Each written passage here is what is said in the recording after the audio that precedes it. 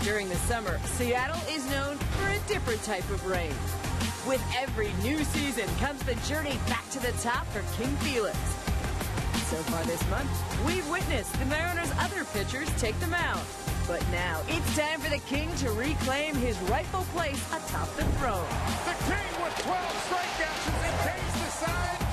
All rise, court is back in session.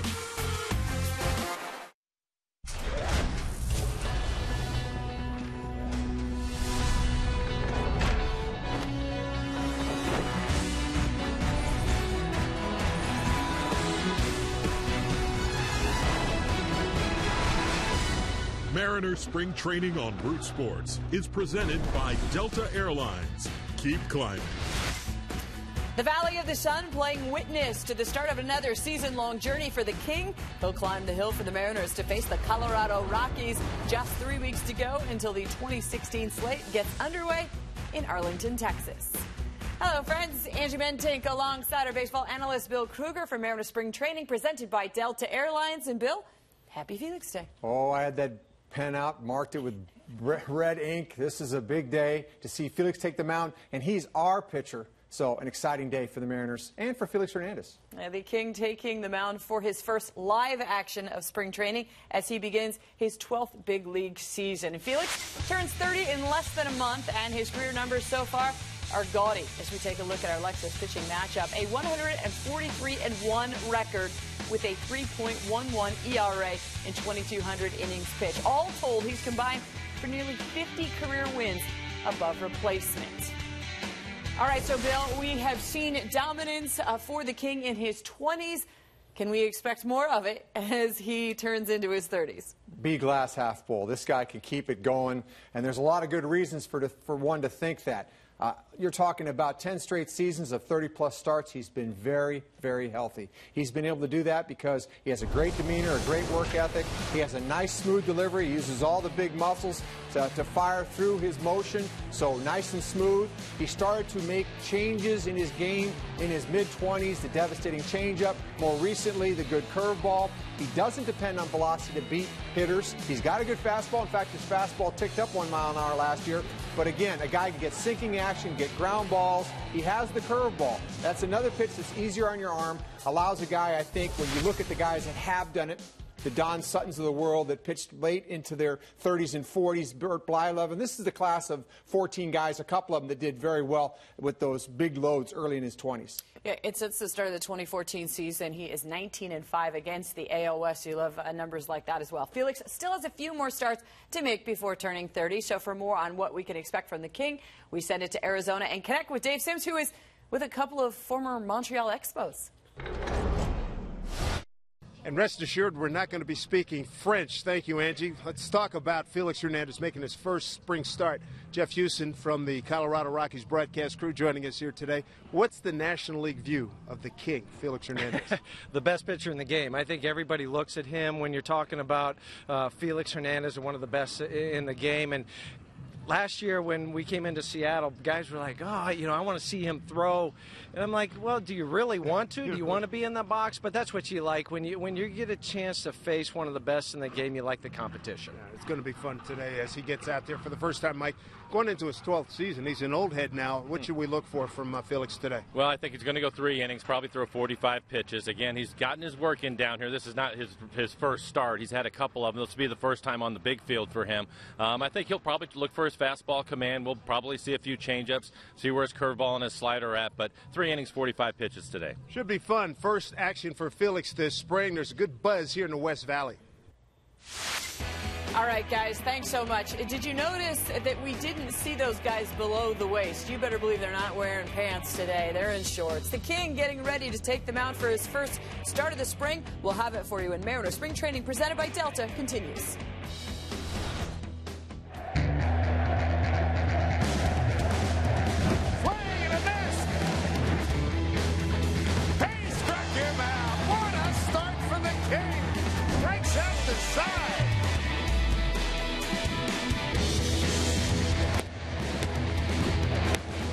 Feeling it tonight.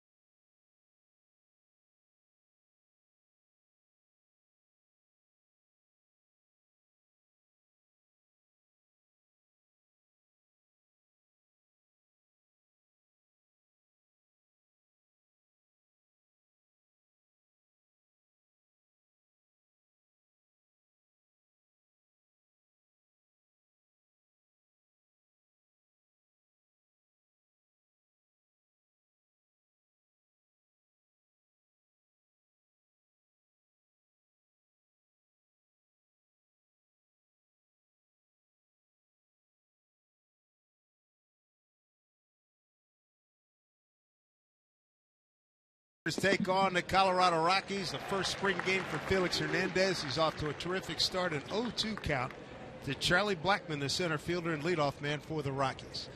Dave Sims with Mike Blowers and Jeff Houston joining us from the Rockies broadcast team. There's a chopper to first. Adam Lynn comes after it, and there's one down. Felix got that out there early, Mike, and up about a minute and a half before scheduled TV time. Probably excited. It's been a while for him, so his first outing of the spring. But it's typical for Felix. He usually wants to get things underway. Kings Court for you folks in Denver. We have a tradition that started a couple of years ago. When Felix pitches out in the left field corner near the foul pole is the Kings Court. You get a card, a K card, and a T-shirt. And when Felix gets 2 strikes, they all rise as one, and they're going K, K, K. So it gets pretty festive out there. Well, the Rockies missed King Felix last year when they were in Seattle in September. I know some guys were disappointed about that, but other guys said, wait. Here's a ball hit real well. Deep right center field. It's off the fence. That's Trevor Story. And he's going to dig for 3, and he's going to get there. Jeff, before the game, you were talking about Story, the shortstop, and a highly regarded prospect. Well, and he's come in a situation where he knows he has a chance to maybe be the opening day shortstop, and it hasn't affected him one bit in what he's done. He's gone out there a couple days ago. He hit a home run at dead center field in Maryvale against the Brewers. Comes out today against King Felix and takes one to the right center field wall. So Trevor Story's done everything he can up to this point to say, I'm going to put my foot down for that position. 6th hit of the spring. Batting third left fielder. Mel Tapian takes a big hack at a breaking ball.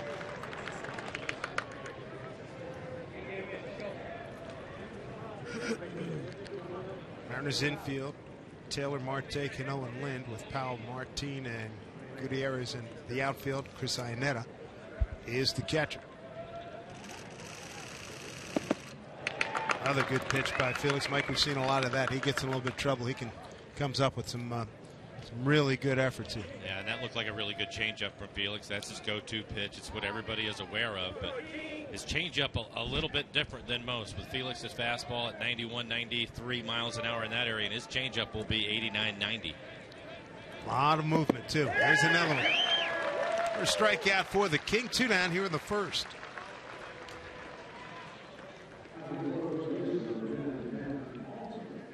Always like to hear, we asked you earlier about what the Rockies guys were saying. When you're looking across leagues, any conversation about it, I would attack him this way. I mean, it changes once you get in, obviously, but I mean, guys talk a lot. Yeah, guys do. They'll say, oh, yeah, man, I'd love to get after that fastball and see what I could do with it. And then they miss a couple, or they'll foul one off, and then you get the big breaking pitch or the changeup, and that makes you rethink your position. I had to chuckle a little bit with the guys saying, yeah, we wanted to see Felix stand in there. They weren't disappointed that they were going to miss him. No, but for a competitor, you want to face the best. But at the end of the night, when you're 0 for 4, it makes it a little tougher to put your head on the... There's a wild pitch and scoring standing up is Story. So 1-0 for the Rockies. You don't see that very often right behind. No. He had 10 wild pitches last year when he gets away. Jeff, when you were playing, did you look ahead to the series and who the pitchers were going to be and how it was set up? Yes. Yeah, I always did too. That was the fun thing, especially when you're crossing over between the leagues with interleague. You know, who you might face that you've never seen, or you only see highlights at night on them. 1-1 pitch off of Felix's glove. Cano there. Throw him out. So an early lead for the Rockies. A triple and a wild pitch produces the first run of the game in Felix's spring debut. Good to have you with us. Rockies won, the Mariners coming to bat.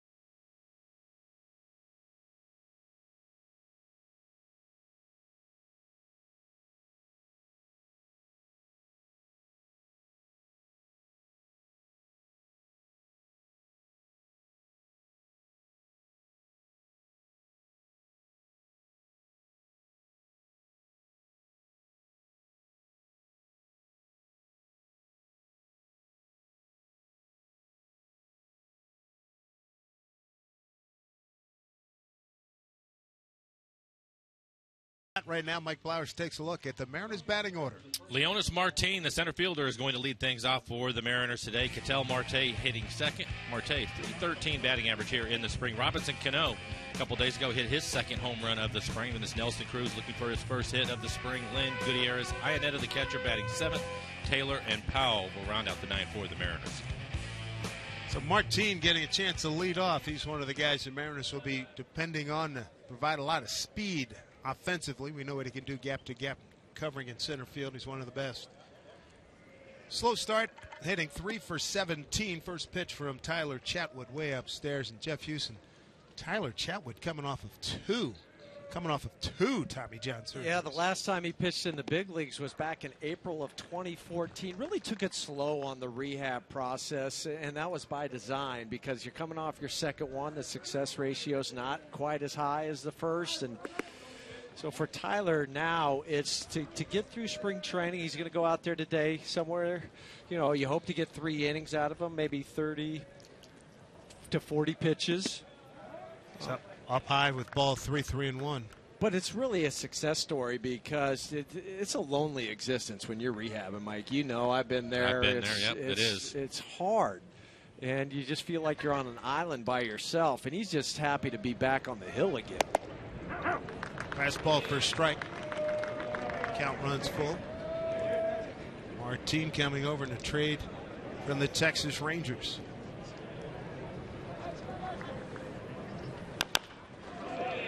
Chatwood has it and throws out Martin.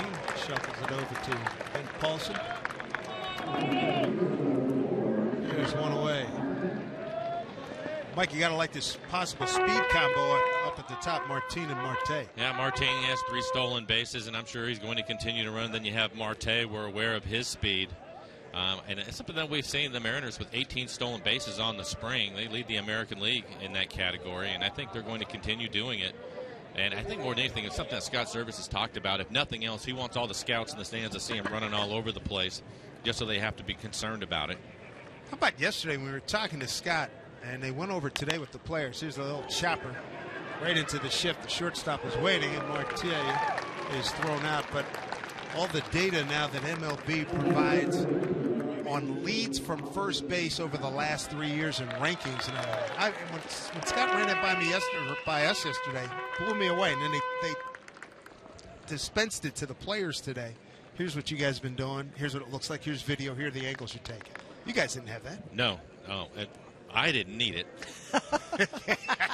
I was good for a stolen base a year. Jeff, by surprise. Jeff, that's something for you, though. That would have been a great tool to have. It would have been to know how far out you need to get. And it wasn't until after I really towards the end of my career, and then when I became a coach to learn that. You get out there the 13-foot mark off the base. That increases your odds of stealing the base. Or not only is a stolen base, but being able to go first to third. Right. Which is, another guy in scoring position or home to second. All those things now that there's just so much more information than there used to be. 1-1 to Cano. A 2 into the shift. And a 1-2-3 inning for Tyler Chatwood. Beautiful day here in Arizona. Light blue sky. Comfortable temperature at 76 degrees. Rockies lead 1-0.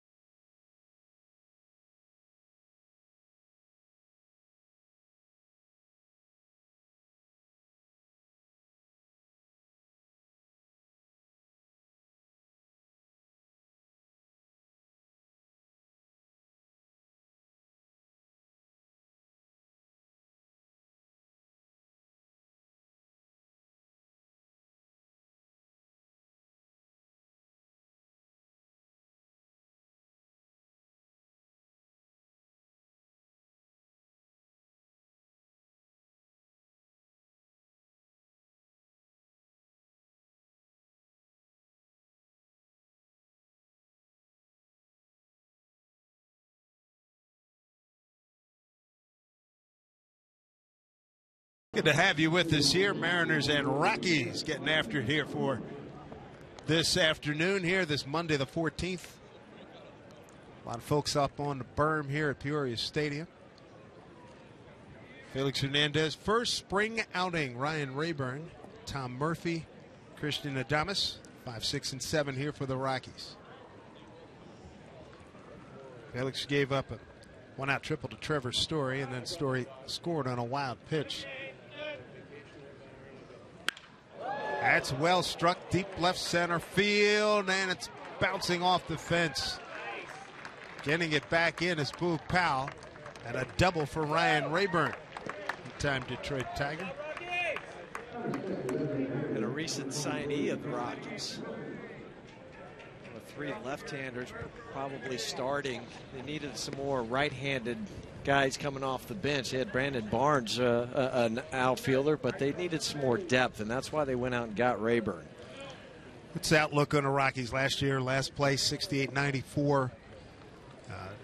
Swing the bat really well in terms of slugging, first in slugging, second in the National League to the Dodgers in home run, and 7th overall, but still it's about the pitch. It is, and that's where they think they have a little more depth this year, and they're hoping one guy coming back, Tyler Chatwood, will help that rotation. They need to hit a little bit better out on the road. The numbers drop off, which is understandable considering Coors Field's one of those fields, but do some little things out on the road where you get a leadoff double. You know, do you move them over to third? Is it a productive out? Getting them in with from third with less than 2 outs. That ERA last year, 5.04, last in the big leagues. It's Tom Murphy, DHing today, 2-0.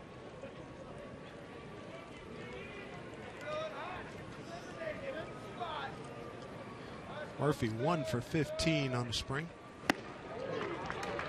2-1. Felix looks good. He's at 212 pounds, 4 pounds lighter than he was last year at this time when he came to camp. Mike, he's come down a long ways since that debut back in the 2005 season.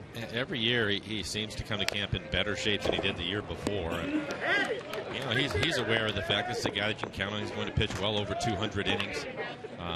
You know, he pitches deep into games all the time. So him staying in shape is important to him, and it's also one of the reasons why this is his first start here on the big field this late into the spring. And so far he looks pretty good. You see the 16 pitches, 13 strikes for him so far. Well, Stoudemire Jr., there's new pitching coach, a lot to like there. 2-2 pitch, fouled off. And Felix is the horse, all right. 8 seasons. He's gone 200 or more innings. 6-time All-Star, including the last 5 years. Last 5 consecutive years. Scott Service making it a point. He says he wants to see Felix pitch in the postseason and bring everybody along with him. 2-2. Bounced over Stu Cole's head, the third base coach.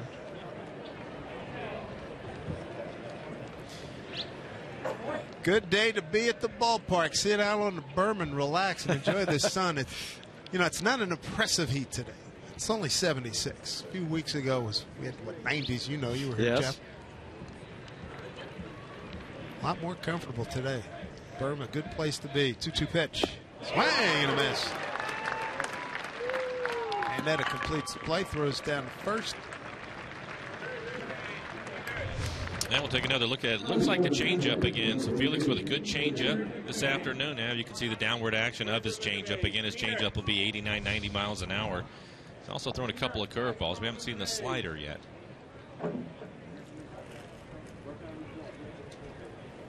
Brings up Christian Adames, the second baseman. 4 for 19 spring. Yesterday, Christian played shortstop. He and Trevor Story. The Story during spring. Good looking bunt, Chris Taylor. Hold on. Runners at the corners. So I'm playing deep and laid it down. Well, with that third baseman, you 2 steps behind the bag. You know you just have to get it towards the line. Felix falls off towards the first base side, which a lot of right-handed pitchers do. But now you try to just hope that you can get that extra guy in the scoring position, first and third, and you're going up against King Felix. And that's something that Chris Taylor is trying to learn, Jeff. He's been a shortstop by trade, and so he's played quite a bit of third here in the spring. We've also seen him at second base trying to get one of those utility roles. So those are little things that he's going to start to understand the more that he plays over at third. Yeah, and who's hitting, all those dynamics that come in when you've been a middle guy to go to a corner. It's a big adjustment. Dustin Garneau, the hitter. Shows bunt. Goes behind Iannetta. The Rockies hitting 186 home runs. Did they bunt a lot last year? No, but this is something that they were talking about in spring training, doing more of this out on the road. And that's what I was alluding to last half inning is make sure you get that run in. Don't have an empty at bat. And for Dustin, too, he's a young kid, got a few at bats last year in September. Just trying to make sure that he does the situational at bat. 157 hitter last year in limited action. Mariners a double play depth up the middle. Shows bunt again. Takes the ball.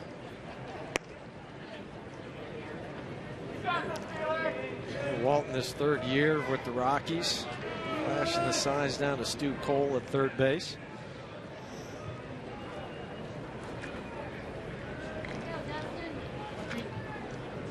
Again, senior first base coach.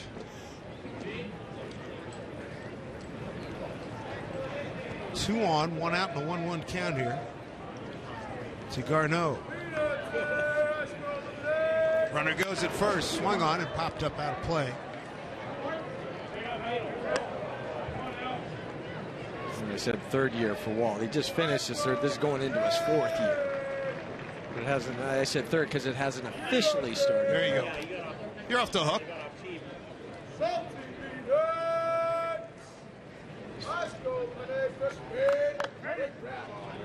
Felix Hernandez is going to open the season 3 weeks from tonight in Texas.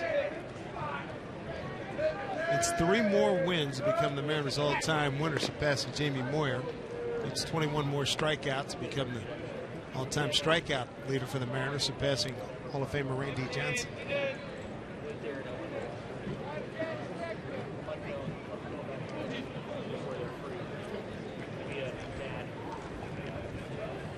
Ball and 2 strikes. Foul. Mike, how can it be? He turns 30 on April 8th. We were looking at it this morning just to make sure that we were right, but this will be his 12th season. Man, oh man.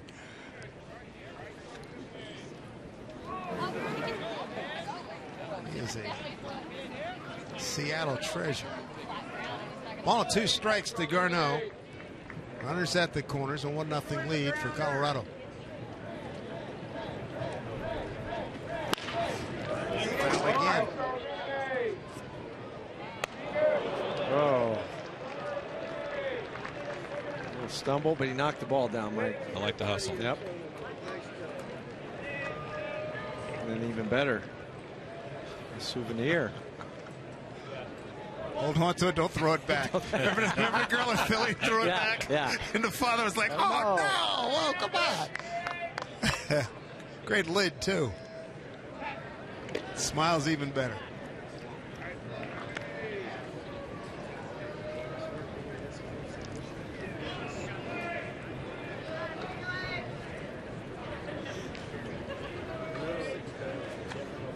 Garneau hitting .250 on the spring. 1-2 pitch. Off the fist. Good battle here. And for Felix, he looks good. 26 pitches, 22 strikes from Felix. And again, we've seen his curveball a number of times. Excellent changeup this afternoon. It's Bill Stoudemire Jr. on the left. To your right. Here's the skipper, Scott Service. Felix's move's gotten better the last 4 or 5 years, hasn't it? It has, and we talked about the time that he has and now in the big leagues. And when he first came up, he was a guy that was going to be 95 to 97 miles an hour, and you were lucky if he even looked over there. But after a couple of years, he started working on it. Does a much better job holding runners. 2 balls, 2 strikes. And some folks asking me about Felix Hernandez, what kind of teammate he is. I said he might be the best. He's unbelievable. I think he is, absolutely. Has his fun, but boy, he gets his work in. Big pitch here at 2-2. Swing and a miss. Strike him out. Threw it down to first. Not in time. Felix racks up his 3rd strikeout. 2 away here in the 2nd inning. I'll take again. I think it's going to be the changeup again, and that's typically what he'll use when he gets into trouble. Go right to the changeup. Tough to lay off of that pitch. He's located him well. Most of them will be down out of the strike zone, but as a hitter, it's tough to lay off of that pitch. I just noticed the arm action, how it looks like a fastball coming out of the hand. There's no deviation from his fastball mechanics to his changeup. He just throws it and turns that wrist over. Seen a lot of guys over the years decelerate with the arm action. Yeah, and you can pick it up. It's almost like a push to the plate with the arm. Right. Rafael Inoa, 3rd baseman, 5 for 17 this spring. One of the things that Felix has talked about through the years along those lines, Jeff, is he tries to throw every pitch that he has with as much conviction as he can. So he's not trying to give anything away on the mound, and that's what makes it so difficult. Here's the 0-1. Up high. The amazing thing to me is there's only 3-mile-an-hour separation from his changeup to his fastball, and you would think it'd be easier for the hitters to adjust to that. But because of all that downward movement, it almost looks like a split. The movement on the ball. You would normally say, well, I would want 8 to 10 miles an hour difference between the fastball and the changeup. Tip into Ionetta's glove, 1-2. But you can tell the great pitchers, when there's a little bit of traffic, when there's something going on, they've got that extra gear they can go to. That pitch that they're comfortable throwing. And one you can't hit. Yeah, that's probably the most important thing. 1-2, 2 out, 2 on.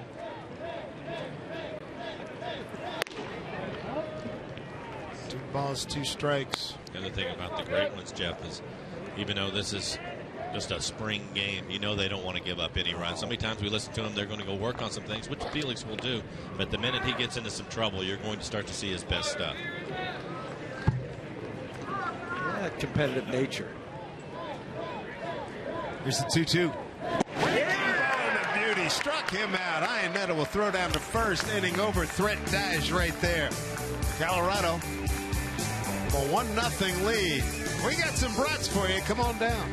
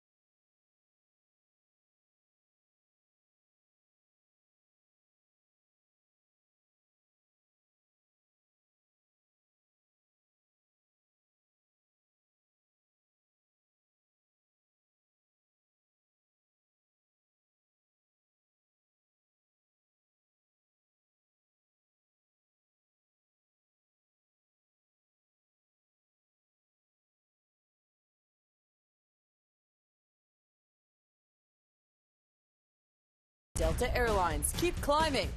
And by Steel. To find your local Steel dealer, visit steeldealers.com.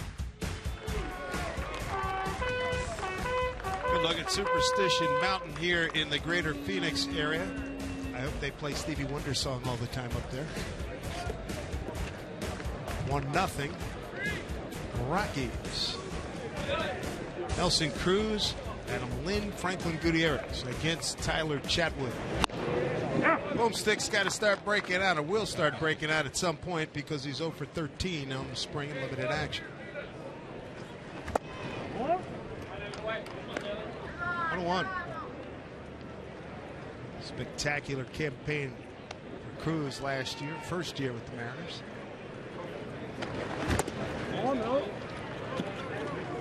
How about the fact, Mike, we talked a lot about this last year with Cruz. He hit for a high for a slugger. At some point, remember, he was top 3 in batting average for a good part of the year. And a lot of times you would see him hit the ball the other way.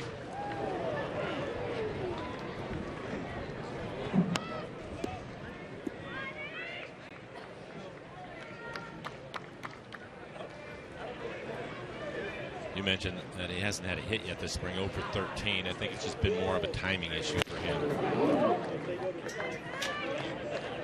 3-2. Seems that his last couple times out, for me, it looks as if he's starting to recognize the breaking ball a little bit better, so hopefully that'll get him closer to the fastball. Best year batting average last year in his career at 302. Outside. Cruz is aboard with a walk. Batting fifth, first baseman, number 26. Going to bring up Adam Lind. Big acquisition. Played first base for the Mariners, particularly against right-handers. He's been murder on right-handers, not so against lefties. But the guy over the years, when he was with Toronto, boy, he hit a lot of home runs against the Mariners.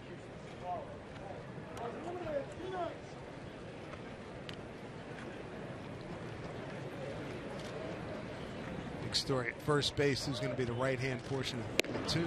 Strike 1. Lind, 20 homers, 87 runs batted in last year for Milwaukee, hitting .277 after being with Toronto for the bulk of his career.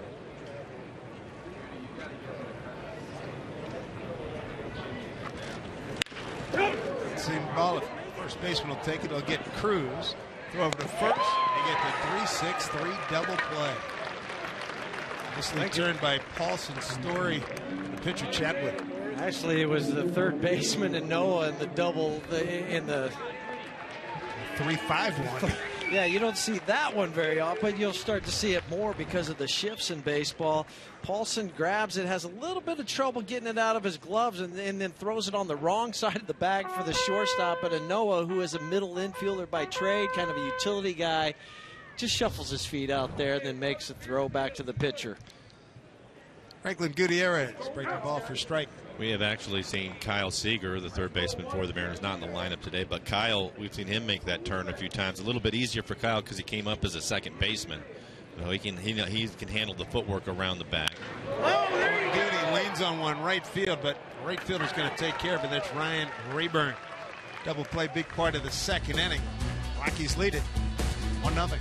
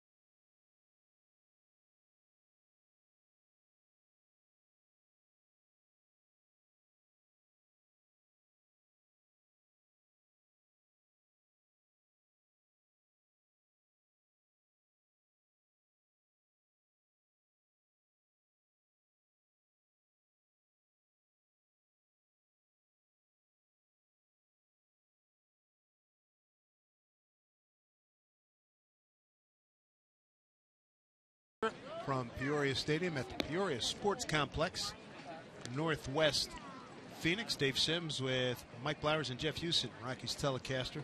Well, you guys, a couple of former infielders. I know the data shows one thing, and the big trend is shift, and shift. But you guys didn't do much when you guys played going back to your Montreal days, right? No, not much at all. It just, Jeff and I were just talking about it. You move a couple of steps, and that was a shift for you. I mean, basically my job at third, Jeff was playing shortstop, and we actually played together for 3 years. 3 years, yeah. And I would just try to keep the distance between the two of us the same. So if he was shading more towards the middle, I would move off the line a little bit more. And that was basically it. It was more of an eyeball test. Okay, I feel like I'm over here now, and come with me 2 steps, and that was it. Yeah. But like on that last play, that double play that we saw, that was the third baseman, but he was over in the shortstop position. But the shifts in baseball have gone way up in the last 3 to 5 years. It's off the charts now. Charlie Blackmon, the hitter. Charlie grounded out the first, opening up the ball game. Top of the order, Blackmon, Story, and Tapia. 1-0. Rockies first inning, a triple by Story, and he scored on a wild pitch.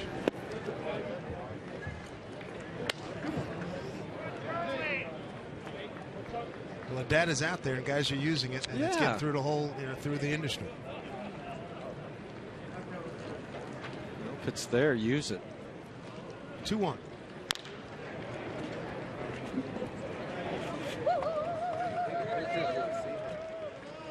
Charlie Blackmon, 287 hitter a year ago with 17 homers, 58 runs batted in. Yeah, but over 40 stolen bases, and that's something that he's increased from where he was 3 years ago. Each year he's just gotten better, and it's not because he's the fastest guy. He studies the heck out of pitchers and recognizes tendencies. 2-2 pitch. Smashed to left field. Luke Powell played it on a hop. 4th Rockies hit.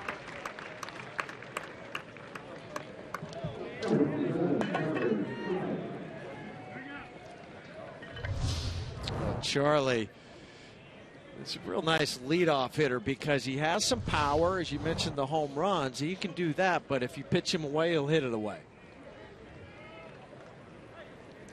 I wouldn't be surprised here if he tries to get those legs going and got a good lead already. Tries to seal a base. Trevor Story tripled off the fence in right center. Outfield playing him straight up. Infield playing a double play depth. Ball 1. Home plate umpire Mike DeMuro, and the umpires around the bases Carlos Torres, Anthony Johnson, and Doug Eddings.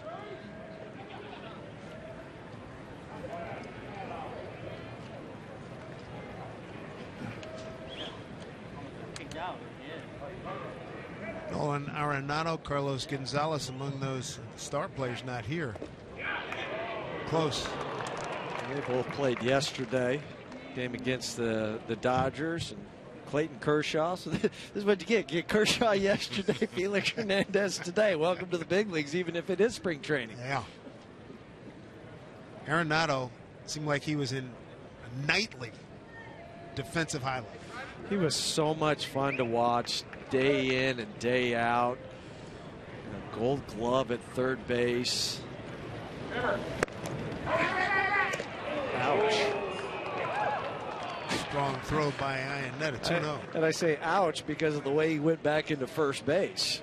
Looked like he could have jammed an ankle. Yep.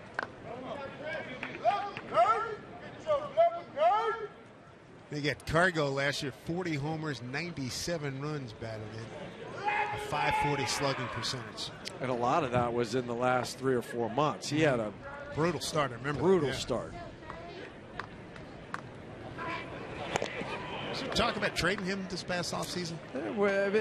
There's always rumors in baseball. It doesn't matter what you do. Is that somebody said, yeah, that was never really the intent. I mean, Cargo wanted to be there, and Rockies obviously are happy with what Cargo brings. He's a great guy in the clubhouse. 2-0. Outside. You're happy he's on your team. It's a really nice 1-2 punch when you've got Cargo and then Nolan, or sometimes this spring they've flip-flopped it where Nolan's hitting in front of Cargo. So you get two guys hit over 40 home runs and a lot of runs driven in. 3-0. There's a strike. Well, at some point, you want to get off the eternal question in Colorado. What are you going to do about your pitching? Well, that's where you have to develop some guys. They've made some trades to get some guys over there, guys for the bullpen. They've done. I know there's seeing Hoffman, who came over from Toronto. He's very impressive this spring, along with some other guys. 3-1 pitch down the line, foul ball. Runner was on the move.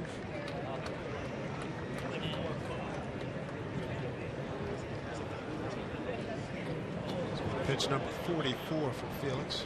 Yeah, no surprise. Starting to get some action out into the bullpen. Felix again was scheduled to go 3 innings, somewhere between 45 and 50 pitches.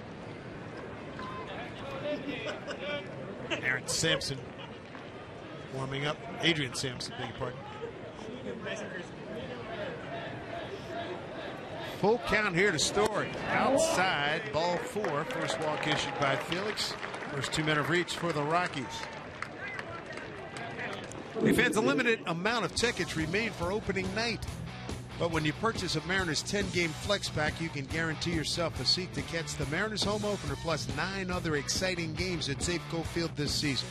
Hurry and pick up your pack today at mariners.com/flex. Runners at first and second. Nobody out. Ramel Tapia struck out on 3 pitches. The left fielder, he stands in now. Shading him to the right side to pull. Martin in the outfield and lays down abundance of beauty. Taylor not in time. Bases loaded.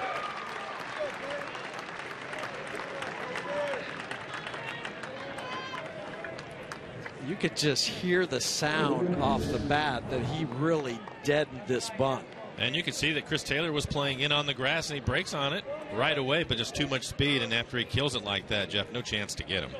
Tapia, no matter what level he's been at, he's just hit. One of those guys that just finds a way to put the barrel on the ball. But in that instance, he did the right thing. You have first and second. You know, if this is a regular season game, you know Hernandez is going to be out there till the 7th or 8th inning. You got to try to knock off a run whenever you can. And you know, most of the time you don't think of the guy hitting third in your lineup's going to drop a bunt down. But Tapia knows what his role is going to be. He did it. You know, good for the kid. Bases loaded, nobody out. Brings up Ben Paulson after Mel Stoudemire has a quick word with Felix.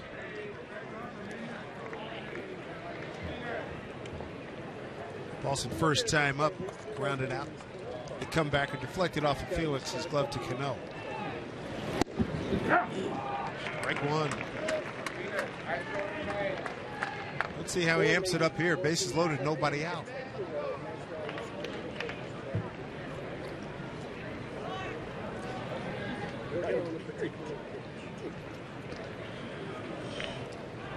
Runners take their lead. 0-1 pitch. 1-2.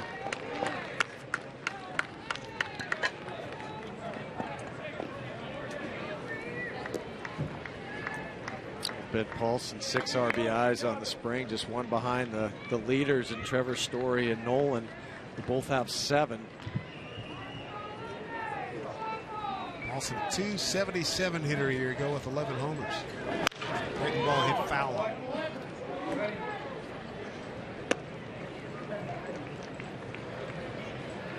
Hitting started with Blackman. 2-2 pitch lined it to left. A walk to Story and a bunt by Tapia. Bases filled with Rockies on this really nice day here in the West Valley. 0-2 pitch. Right 3 call. I think he was sitting fastball all the way. Felix rings him up for his 5th strikeout.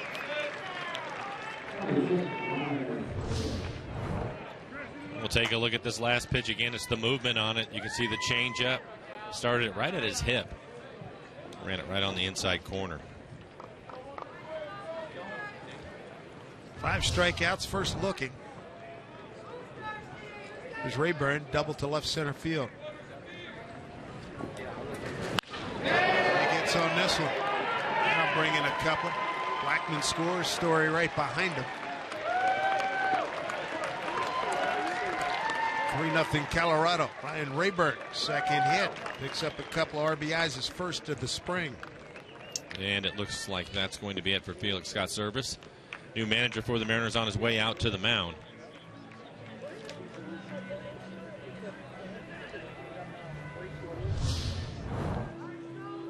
A little bit of a leg kick for Ryan Rayburn, but gets the foot down, keeps the hands back.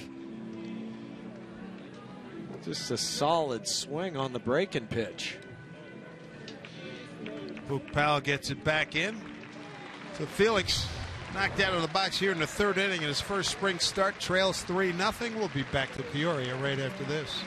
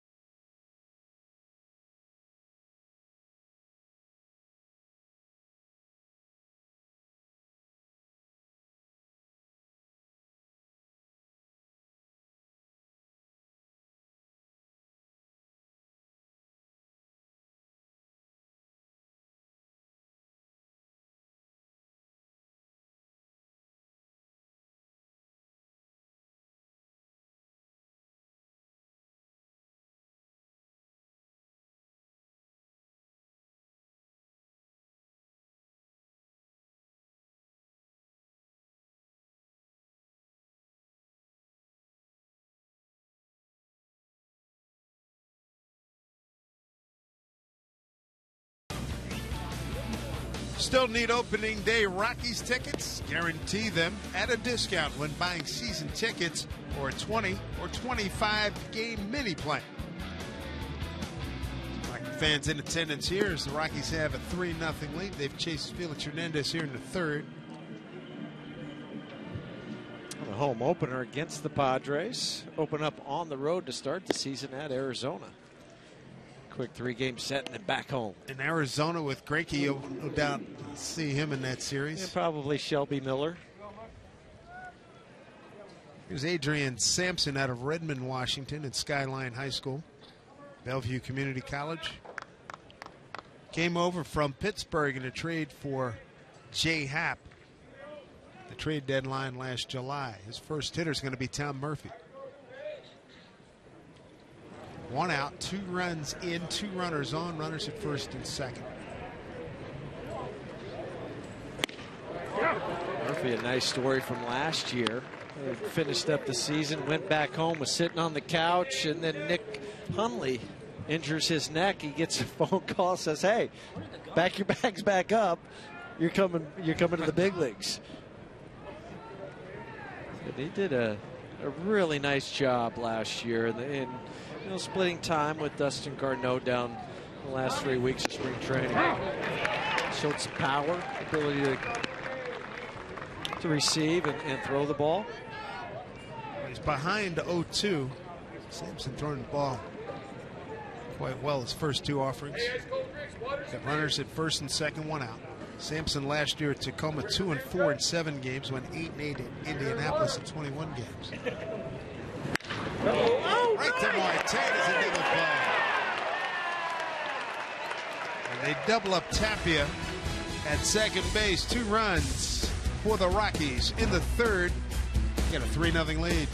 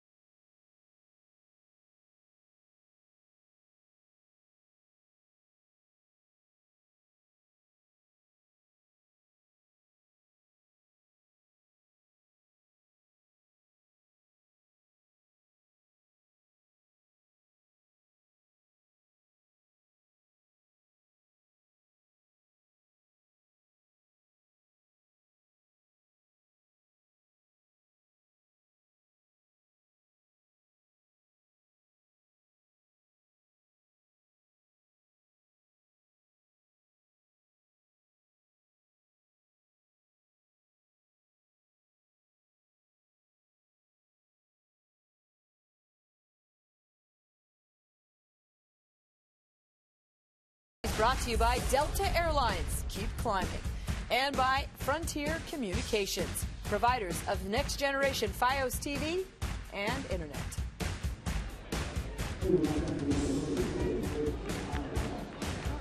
Full parking lot here at Peoria Sports Complex on the Mariners side. 3-0 Rockies after they put up 2 runs on 3 hits in the 3rd inning, top half of the inning, and now the bottom 3rd of the order for the Mariners. Facility that Mariners share with the San Diego Padres. It'll be Chris Iannetta, Chris Taylor, and Boog Powell. 7, 8, 9 against Tyler Chatwood. Chatwood retired the first 3 men that he faced, walked a man in the second, got a double play, and then Goody lined out to right. Mariners have had 1 base runner, and it was a brief stint.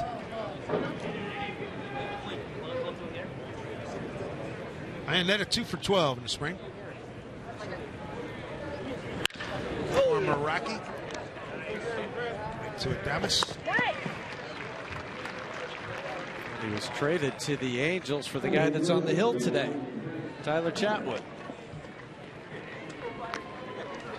1 away in the Mariners home, 3rd to bring up Chris Taylor.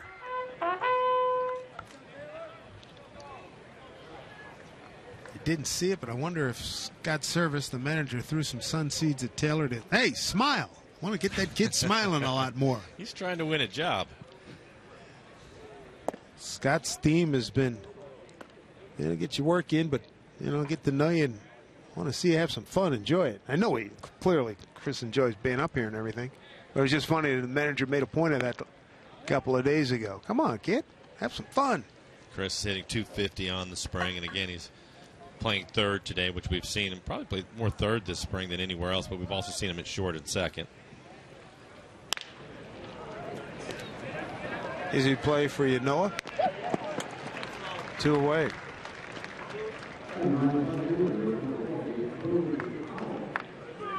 Bring up Boog Powell. Herschel is his given name.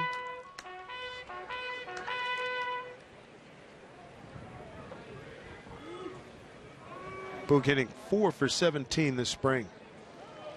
It reminds me to get some Boog barbecue when you go to Baltimore. Rockies traveled to Baltimore in late July this year. You guys have the National League East. American League East. Excuse me, American League East. Yeah, of course we have the National League East. Well, since we have you here, who do you like in your league? What teams are you? Well, I think in the league there's always teams within the division. It's going to be tough with Arizona and what they've done. San Francisco, it's an even year again, but outside the division, I mean, because I don't have to face them. You look at the Mets and their rotation. That's always something. Cubs are always, what they did last year and what. Will it stay fair? Oh. I think it's interesting looking at the Rockies and their defense putting the shift on with Boog Powell hitting, and we're all just getting to know Powell and what type of game he has. But from what I've seen this spring, he'll use the entire field. He'll spray it around. But I think it might be a case for these guys to get familiar in the shift and guys playing different positions and knowing how far the range is. And it might not have anything to do with who's hitting. Right. With Powell, where he might be more of a slap hitter going the other way at times, but at least for the guys out in the field, they're working on something there. Full count to Boog. He takes ball 4. Second Mariner base runner. Both have reached via the walk. Jeff, I don't know if you've had the opportunity to do it, but the first couple of days that I was down here in Arizona, they had the baseball ops guys that were next to the radio booth, and I was sitting in there listening to them, and they were talking about the shifts and charting them and doing all those different things. And it was interesting to me how they would chart the individual players and whether they were a step off, 2, 3 steps off where they want them to be, and then they would turn around, give that information to them the following morning. So these guys are getting a lot of information down here in spring training, but I thought it was pretty interesting to listen to them go through the whole process. Well, because, you know, as a former infielder, you think you're in one spot. You think you're into that pull spot maybe. Right. And maybe they want you a little bit further, but you don't know it because it's kind of out of your comfort zone. Right. And, you know, that's where this is my 31st year in pro ball. That's probably the biggest change I've seen from when I first came up to where it is now. Up the middle.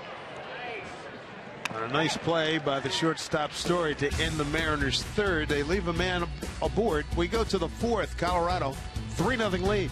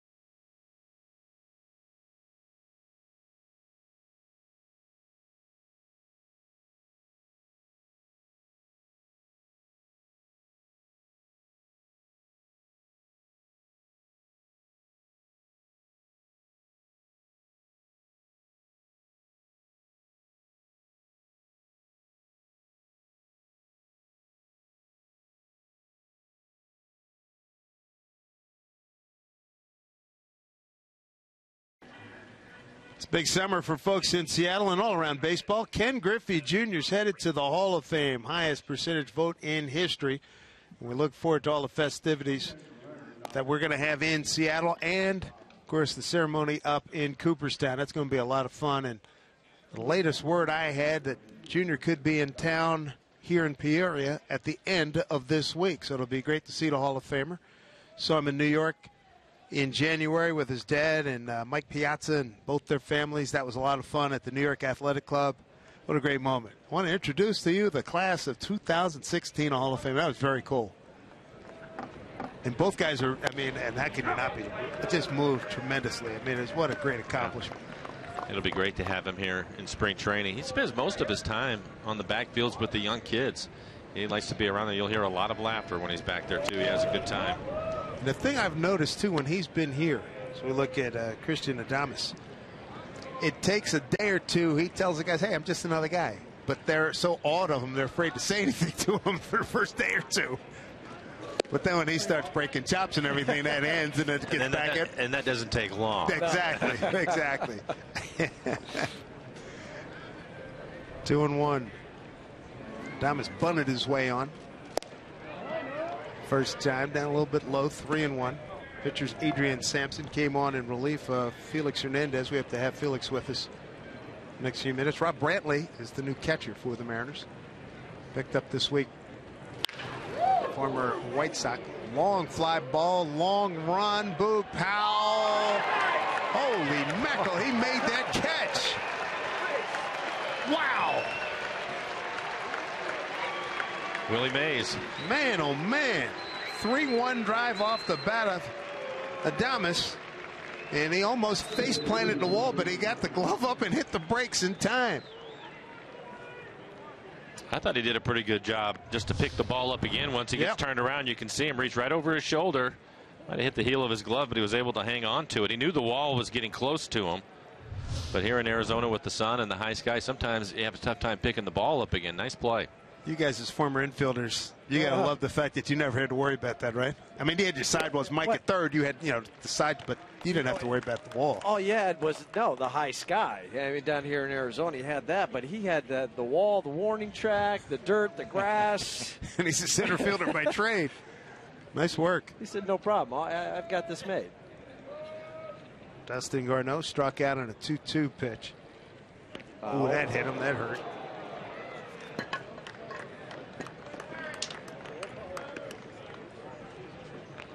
Felix struck out 5, walked 1 in his 2 1/3.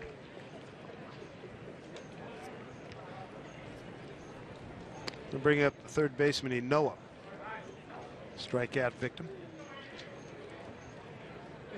Story, a first inning triple wild pitch brought him home, and then a 2-run single by Rayburn in the third for the 3 runs scored by the Rockies.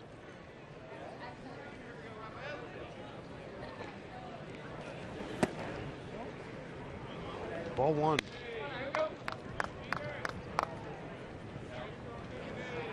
And we were talking about Junior a few minutes ago. We got to remember that most of these guys of this generation, he was their hero growing up. I mean, had his video game, had his cards, the whole thing, right? Wore their hat backwards. Yeah. That was one of the questions put to Junior at the ceremony.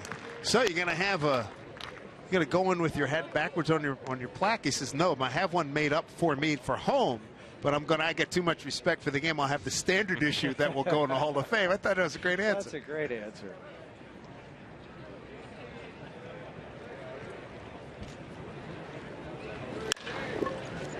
Cano to Marte. Over to Lynn.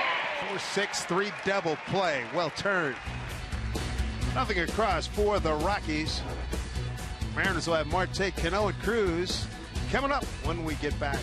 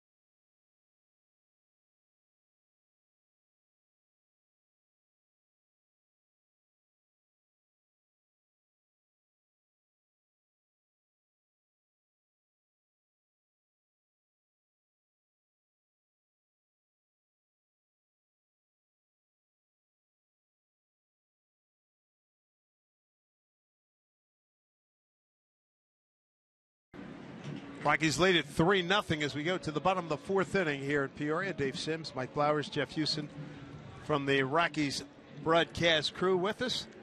Ketel Marte, Robinson Cano, Nelson Cruz coming up, and they'll face a new pitcher, right-hander Eddie Butler, making his 3rd appearance in the spring, as Tyler Chatwood will throw about a dozen more pitches in a bullpen. We hope to get him on an interview. Tell us about Mr. Butler. Yeah, he's going to come in for Tyler Chatwood, excuse me. Eddie Butler last year made 17 starts for the Rockies. He was on the opening day roster. Went 3-10 with the 5.90 ERA and really struggled his last handful of starts, and then got sent down to AAA. Was not recalled, and you know, anytime you've made an opening day roster, you go down to AAA, not recalled, there's some stuff I need to work on, and I think he took that to heart this winter. Has been throwing better this spring. He's got better arm action, but it goes back to the conviction you were talking about with Felix Hernandez. Have conviction in the pitches you're going to throw, whether it's going to be a fastball, a sinking fastball, a hard slider. I think Eddie got away from that a little bit. He got one of the deer in the headlights at times last year. And he looks like he has a good fastball. What else does he feature? Well, it's a fastball, slider. We'll throw the changeup, but he's got good run on his fastball when he gets on top and doesn't drop the elbow down where it flattens out. like that right there. I mean, that was a pretty good sinking action on a 94-mile-an-hour fastball. Able to get the first out. And that was Eddie's problem most of the season. When he didn't know what type of pitcher he really wanted to be. Joining us right now, Mariners starter Felix Hernandez. Went 2 1/3. Felix, Dave Sims with Mike Blowers and Jeff Houston. What did you think of your performance today? Give us your thoughts. I feel really good, man. I mean, got a good command in my breaking balls and changeup, good fastball. They swing a lot of first pitch, so I'm happy for the work. Overall this spring, Felix, how have you enjoyed it? Is there anything that you were working on today when you were out there, or were you just getting after it? No, just throwing strike. I mean, trying to pound strikes on and make good pitches. But they don't let me do that. They just swing the first pitch all the time. Tried to bunt on you a few times, too. A lot of times, yeah. How's it been getting to know all your new teammates? A big turnover in the clubhouse for you. It's fun, man. It's fun. I mean, we got a lot of new faces. This guy has been unbelievable. So, I mean, we got a good chemistry here. It's fun to be around these guys. You were a busy guy. I saw a lot of you on social media. You were all over the world this year. Tell the folks about that. Oh, yeah. It was the fun trip. I mean, it was a vacation with the family. We went to Maldives. Maldives in the middle of the Indian Ocean. Yeah, man, that was unbelievable. It's a great place. I mean, I recommend it to you guys. And then we went to Dubai and London. Wow. We had a great time out there. That's a mileage there, pal. It is, yeah, it is. Did you have a favorite place? Maldives.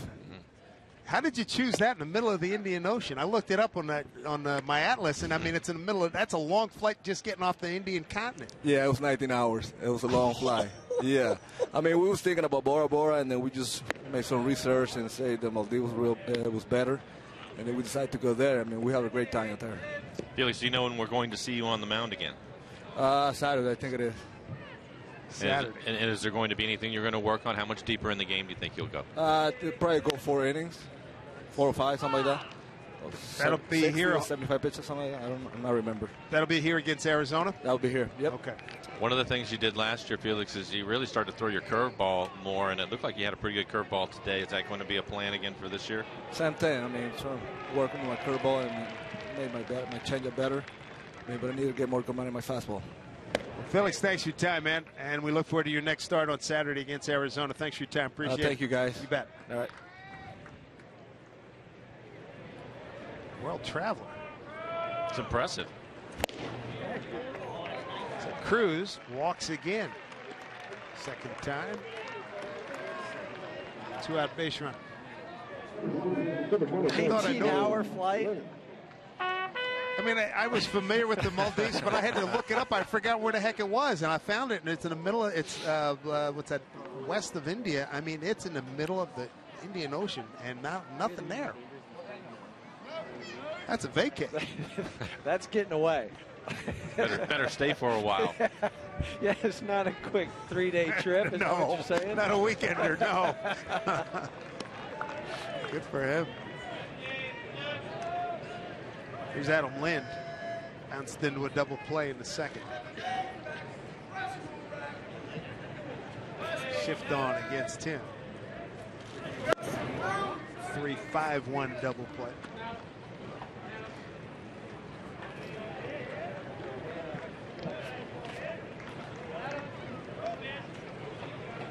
Colorado with a run in the first 2 and the third.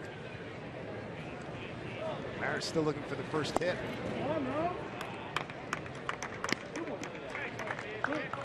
2 balls, 1 strike. Eddie Butler out of Chesapeake, Virginia. Turned 25 yesterday.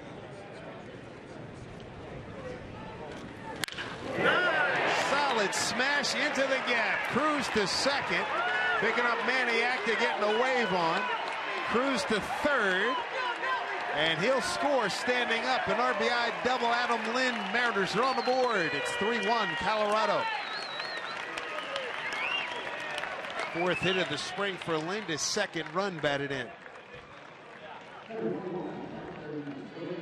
We're hoping to see a lot of that this year. And had a really good year last year, and we're going to watch him turn on a fastball. So he barrels it up and hits it into the gap in right center field.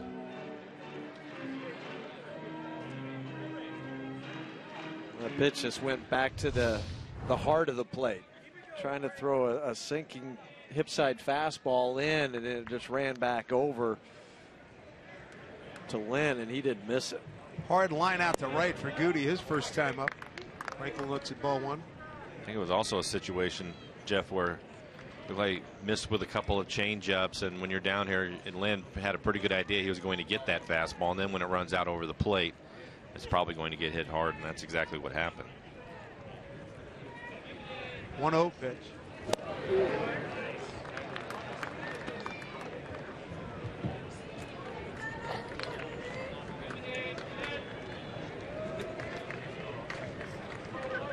Adam Lind at second with 2 outs. 1-1 to Franklin.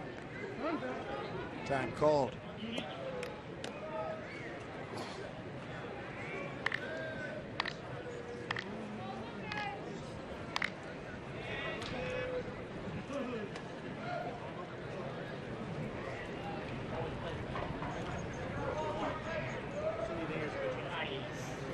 Butler with the 1-1 pitch.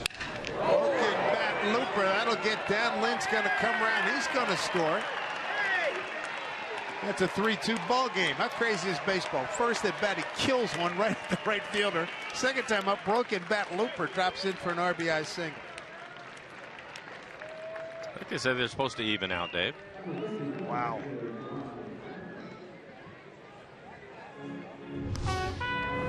Well, this is obviously going to jam him, trying to go on the inside corner. Shatters his bat. As you mentioned, he has good movement on his fastball. And that's something that he has worked on a lot this spring, is to get back down some downhill playing, the movement on the baseball.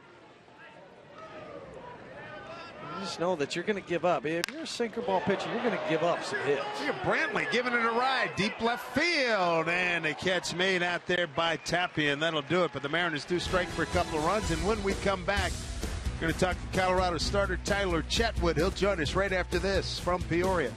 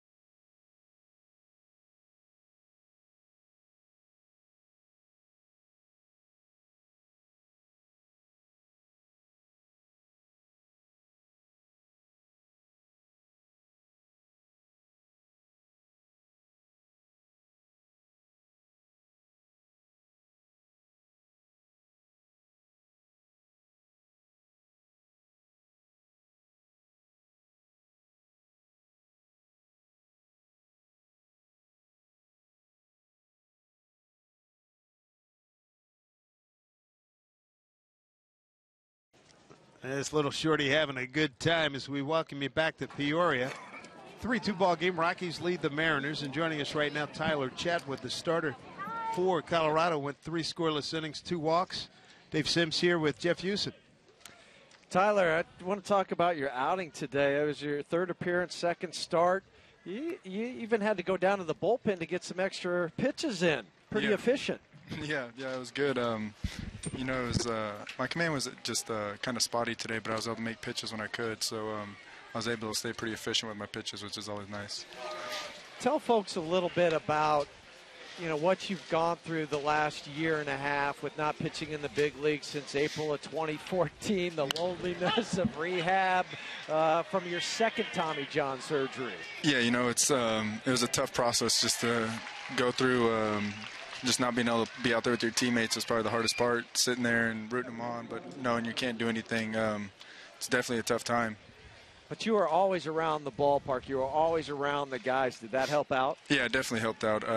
Being able to see familiar faces all the time and, you know, just going in there working out with those guys, it was pretty neat to be able to be around them still. And so to get ready for this spring training, I know you went down to the Dominican and worked out at the complex, the Rockies complex down there. It wasn't in the Dominican League, but you know, you were down there, what, 3.5 weeks? Yeah, we were down there, me, Jordan Lyles, and Tyler Anderson went down there to get some innings in, so it was a pretty cool experience, and just being able to see that complex that they built down there, it's a beautiful place. And I know you never, when you have an injury, and you always appreciate the game, but having to come back from your second Tommy John, is it a different perspective for you? Yeah, it did. It just shows you how much you actually miss being out there competing with your team, and how much you just love baseball. You know, you take it. I wouldn't say you take it for granted, but just having it taken away from you kind of puts everything in perspective. What's next for you? When do you kind of looking at the schedule? When are you going to pitch again? I'll be on 5 days rest this next time. I went on shorter rest this time to get my innings in, and then I'll throw 5 days from now. And then for that start, are you looking to maybe go 4 innings, maybe 50 pitches, somewhere in that range? Yeah, I think that's the plan. Maybe 460. Try to build up some endurance and get the innings up. So I think from here on out, we'll get stretched out now. And I think the best thing for you and the best news that Rockies fans can have is that you're healthy, you're feeling good. Yeah, I feel really good, and that's a positive for me. You know, coming into spring training, I think I threw about 60 innings last year, which was a big confidence boost. Get down. There we go. So just being able to get those innings in, knowing that I was feeling good coming into spring was a big confidence boost, and just excited to get going. Well, thanks for your time today. Nice work going out there, and safe travels back over to Scottsdale. Yeah, thank you guys for having me. You bet, Tyler. Thanks, man. Thanks. Boy, I love to hear guys, the determination, the perseverance, guys trying to work their way back. I mean, when you told me, second Tommy, I knew about the one. I forgot about the second one. Second Tommy John surgery. Man. Yeah, and to have to go through that one time is hard enough. He did it back when he was in high school, even before he got into pro ball. But then to see him walk off the mound, I remember that day, and just to see that look on the face and see the shoulders, how they were humped over, and you just knew what was ahead of you. Yeah. But he never once lost that smile, being around the guys. He mentioned it. I think that gives you a boost. But even saying all that, when you're on the DL or when you're rehabbing for something, it's almost like you're there, but you're not there because there's nothing you can do to help the club. And where's he slide in your rotation? Probably looking at, let's say probably 4.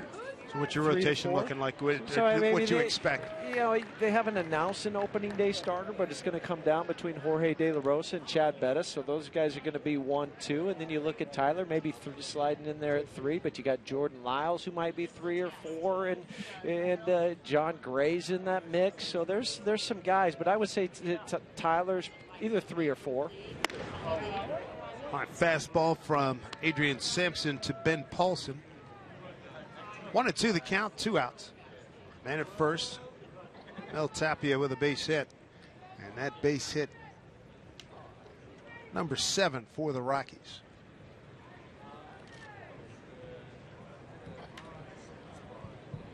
Long pause, 1-2 pitch.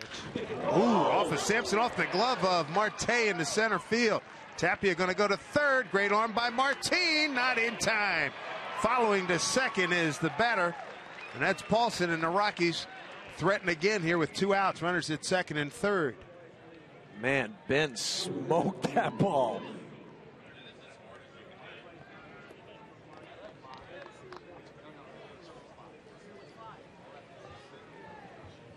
Yeah, Ben Paulson, short stride, off the dirt, and then over the top of the shortstop Marte. And Tapia Says, well, I'll try to test that arm in center field, and that's one of the best out there, and he got over to third. Sampson in some two-out trouble. Ryan Rayburn has had a good afternoon so far, double to left center and a two-run single to left.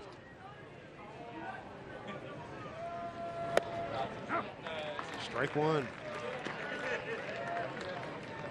3 runs, 8 hits, no errors for Colorado. 2 runs, 2 hits, no errors for the Mariners.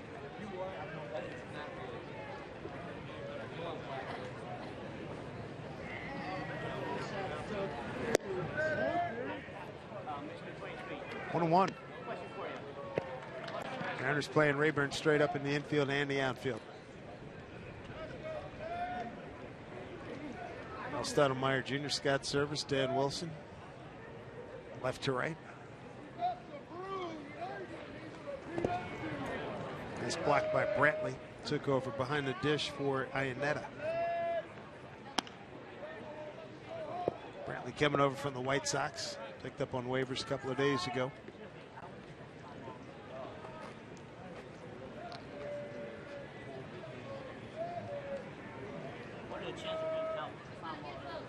Sampson trying to keep this a 1-run game. 2-1 pitch. Smoked center field. Scoring is Tapia. Paulson right behind him. 5-2 Colorado. A 4 RBI day for Ryan Rayburn. Well, that's how you impress your new club. I'll say. Come over, and they'd gotten him because of his ability to hit left-handers, but today he said, well, right-hander on the hill, doesn't matter, I'll throw out another hit. And he's hit 2 to left, and now this one just a bullet to center field. What a day. 3 for 3, 4 runs batted in.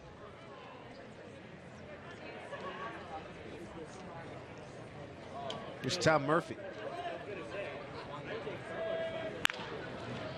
Down to Chris Taylor. Throws over to Linden. That will do it, but damage done. Rockies scored 2 runs on 3 hits. No errors. Leave them, man. We go to the home 5th. Colorado 5, Seattle 2.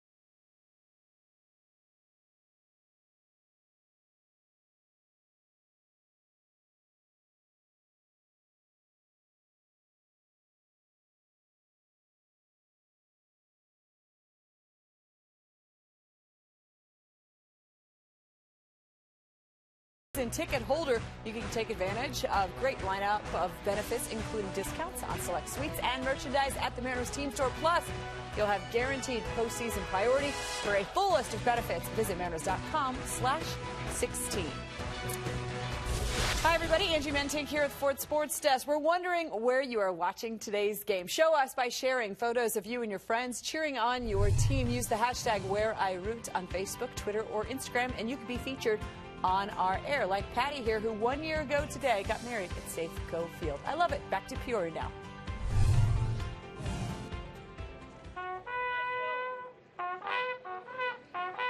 Mariners right now on the short end, 5-2 to the Rockies. Bottom of the 5th, 8, 9, and 1 coming up. Taylor, Powell, and Martine. As Eddie Butler continues on. Pitcher for Colorado, Chris Taylor, 0 for 1, grounded out the 3rd.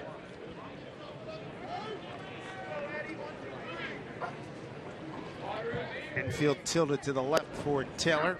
3 men over there on the shift, 0-2. We're starting to see more and more of that. Used to, when the shifts were on, it was more common, I think, for the left-handed hitters. And then last year, Dave, we started seeing it quite a bit more for the right-handed hitters. Amazing.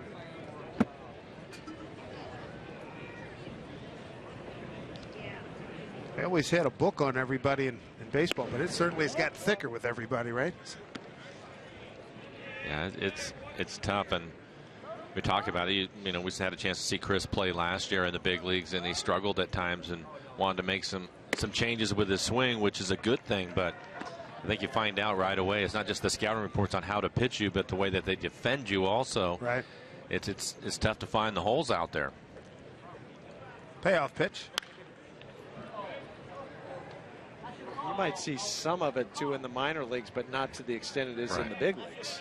So you might get some hits in the minor leagues they're outs here. Yeah.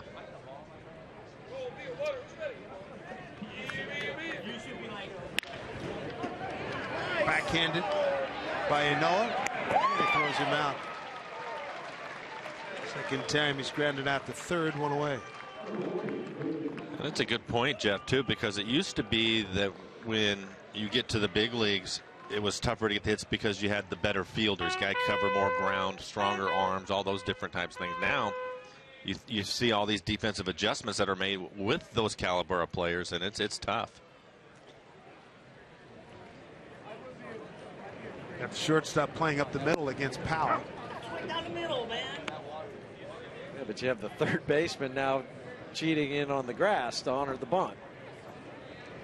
Boog tried to bunt his way on first time and just missed keeping it fair, and he wound up walking. Quick 0-2 hole here. Dave, I don't know if it was last year or maybe the year before, but we were talking about the shifts, and Lou Piniella was in town, and we talked to Lou about it. I'm already laughing. Yeah, exactly. Well, I was talking to him about it and what you can do offensively, and he said, just hit the ball the other way. Ball the other way. Yeah. Just that simple, too. You're a major league hitter. You should be able to hit the ball the other way. I thought it was pretty funny, though. Strike three. Didn't he throw in something you always talk about? Son, hit the ball the other way, son. But you're right. That's how you combat the shift. I know some of the big power guys, they say, forget it, I'm just going to hit through it or hit over the fence. It doesn't matter. But some of the other guys, yeah, you know, if they're giving you that big hole at short, if for a left-handed hitter, just drive it that way. And yesterday during the game, we had a chance to talk to somebody that, you know, Seth Smith, and we were talking to Seth because the day before he had dropped down a bunt, which I hadn't seen him try to do. There you go. Blows it by the third baseman, Martin, with his first hit of the day. He's 1 for 3 after a couple of groundouts. Just the third Mariner hit. But I asked Seth, I said, do you pay attention to when they're shifting? And I thought it was a really good answer that he said. He said, one, the bunt is something that he will try to do from time to time. But he said, more importantly, he said, he always pays attention to it, but he never tries to beat it unless he's not swinging the bat as well as he can. He said, because he feels like, you know, something's a little bit out of sync, or maybe he's not picking the ball up. I'll try to hit it the other way to beat the shift. If I'm swinging well, then I'm looking to drive the baseball and not worry about it. I thought that was a really good answer from a veteran player. That is, because when you're swinging well, you relax. You don't care what they do because you know you're going to get a hit. When you're not, well, I've got to maybe lay down a bunt to break myself out of that slump, or try to just get that one knock till I feel locked in again. Well, and Dave, we saw Kyle Seager start to do that last year. Boy, and I tell you what, they put some shifts on for him. Yeah, go ahead, you can't do it. And then he just got tired of seeing it. Lay a couple down, at least show it. Carlos Gonzalez does that too. I mean, he gets the big shift going on, and you'll see him attempt to lay down a bunt. He'll get a bunt or two down, and then it makes that third baseman come over, and it opens up another hole for him. 2 outs and a 1-1 count here to Marte. A couple of ground outs for him. Chopper and Butler makes the play. No runs, 1 hit, no errors, the man left. We've played 5 here in Peoria. Rockies have a 5-2 lead.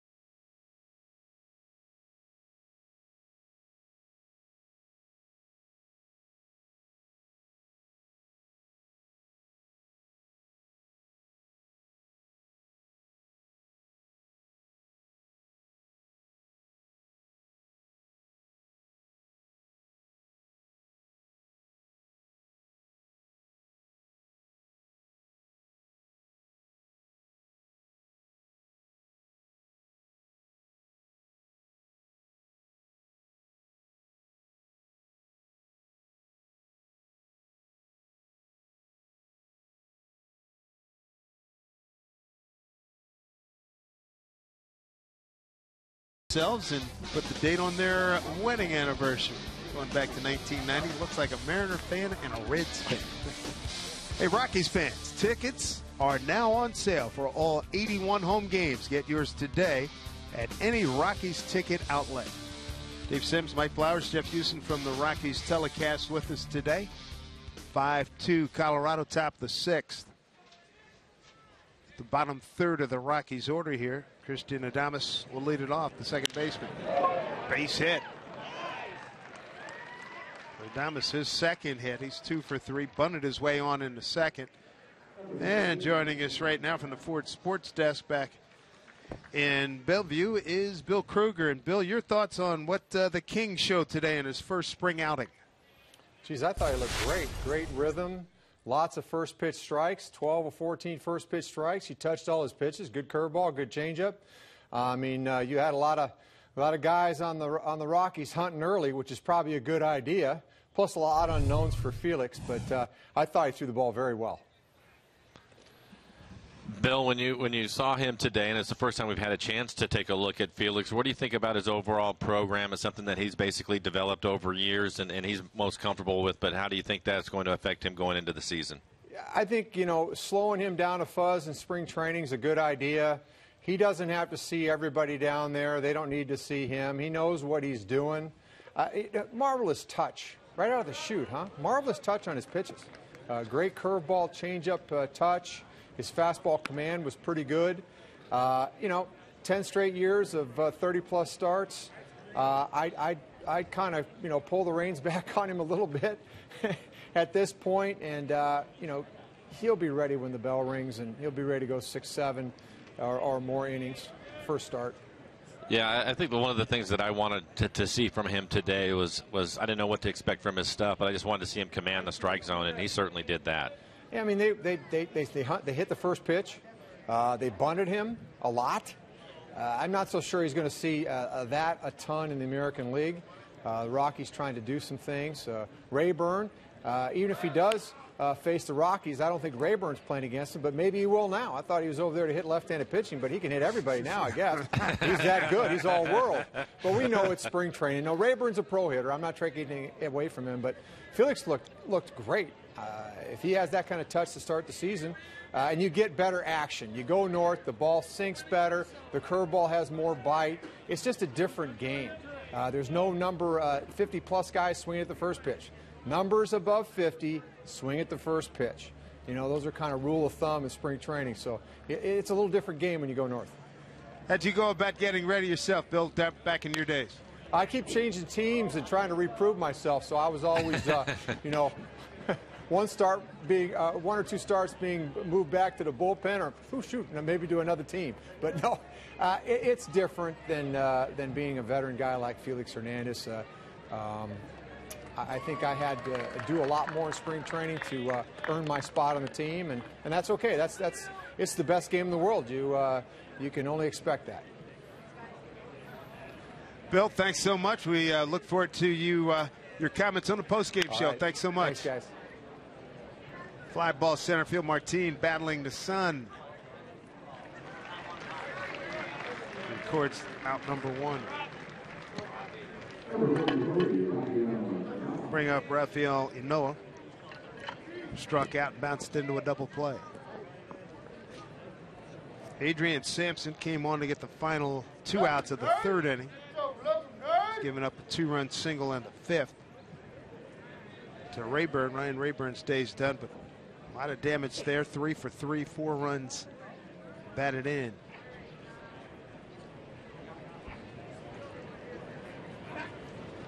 Jeff, we heard Felix talk about it. Now we just hear Bill Kruger talk about how aggressive the Rockies have been today. Is that normal for them? Is that the way they normally go about their business? Do they want to be aggressive? I think everybody during spring training says, we would like to be aggressive at the plate and on the base pass. We want to push the envelope, all those things. But, when you know a guy like King Felix is going to be out there, what's he going to throw? What a pick. Oh, man, you know it. Marte, great hands on the bouncing throw from Brantley to throw out Adames. Yeah, you want to be aggressive, and I think that's the thing. But this throw, it is short hops. I mean, that's not an easy pick by Marte, and he made it look easy. And the impressive thing is he was able to not only make the catch, but to get the tag down quickly. So many times guys will raise their glove up as they're trying to make the pick, and then by the time they are able to change directions, it's too late.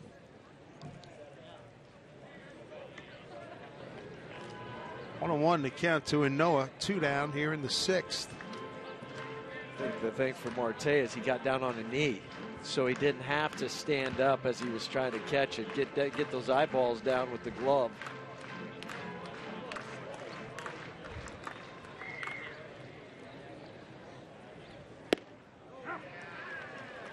Sampson goes to 1-2. Adrian has not struck out anyone, nor has he walked anybody. 1-2 pitch. The one final thought on your comment a moment ago. When some of the guys that did have the early swings, I'm looking at Trevor Story, Rayburn. Those guys are trying to make the club. Right. So if I get one fastball from King Felix, it might be just the first one that I get. I don't want to fall behind and look for something off speed. So I think that's why you saw a lot of first pitch early swinging today. Brantley complete the play, a strikeout. The first for Sampson. We go to the home 6th. Robinson Cano, his final at bat of the day coming up. Same for Cruz when we come back.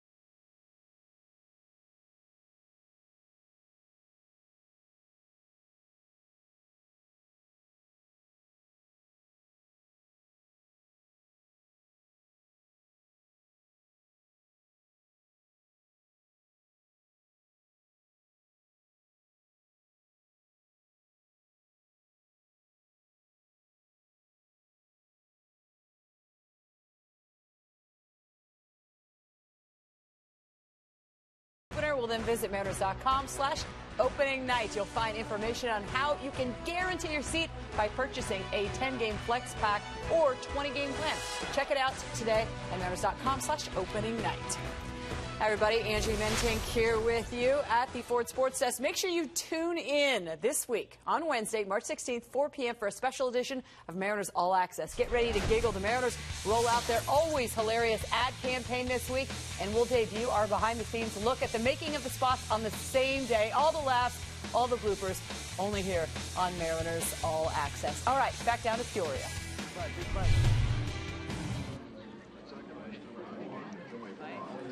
Well, this youngster getting a full treatment from mom and dad. Good day for him. Here's we play in the bottom of the 6th. Rockies lead 5-2. One more. Dad, he gets to play the camel today. I can't see anything. That's it. Hold him up. Let him enjoy Can it. you feel it, though? Here's Robinson Cano to lead it off for the Mariners. Shift on against him. Strike one from Eddie Butler.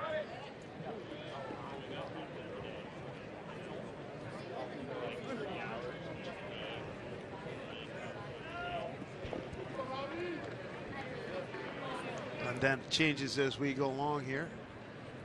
Offensively for the Rockies.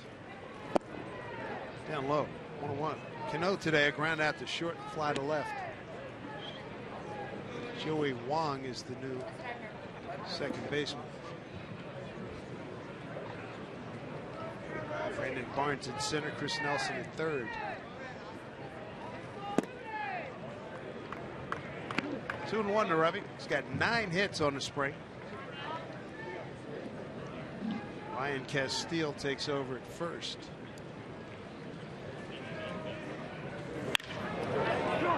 And Castile makes the play, throws to Butler, and there's one away. Ball will find you. Right? Go into the game. It'll be there. Ryan played first base yesterday in the game. Came in. Well, since we have you here, I know we're talking Rockies and Mariners, but what's it like being in a Super Bowl city in Denver? That was pretty exciting. I mean, you guys know about it. Yeah, we do. A couple of years ago, you put a little whooping on the Broncos. But no, you know, it's just the whole level and then the excitement. You know, it happened in 07 when we were in the World Series. It's just a different environment.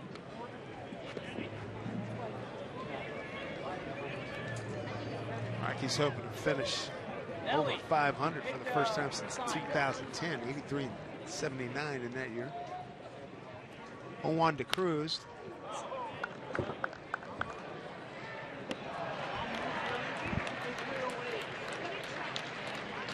That was a foul ball getting back here in a hurry. You can only imagine the balls he puts in play, what that must be like.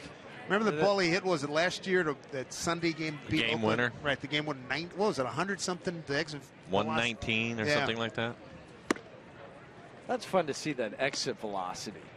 It I mean, is. as long as I'm not standing out there. Exactly. I'm back here just watching and observing. Unless you're behind a riot shield. I mean, that's, you don't want any part of that. The base hit that he hit it past the third baseman, and the ball was by him by the time he started to move. That's how hard he hit it. 2-2 here to Cruz. And here's just what we were talking about. So you're playing shortstop, Jeff. Who was the hitter that you said, please don't square one up? Well, I just remember playing on that turf in Minnesota, and Kirby Puckett, you know, hitting the ball, and Dave Winfield was another one. I did, because that Big Dave would get that big buggy whip going, and it was coming at you screaming. And those two guys, especially on the turf, because it used to be, or he'd come to Seattle. Bones Buhner. Yeah. He could lace one at you. I remember a lot of infielders complaining because he hit the ball hard all the time, it seemed, but even when they would catch it, they said you could really feel it, and that was Mike Piazza. Oh, yeah. Piazza hit one of the furthest home runs in Coors Field. It was, and it landed the next year. Pull shot or right center? There was more just dead center field. Full count to Nelly. Breaking ball, got him looking. 2 outs. Butler's second strikeout. And he gets it on the curveball. Pretty good looking curveball, too. And he's thrown some good ones today.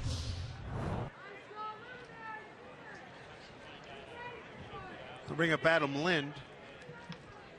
RBI double right center field back in the fourth. Hit into a double play in the second. Shift on against him with Wong in short right field.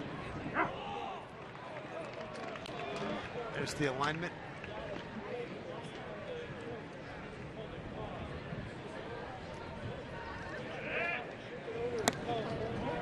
One. So you said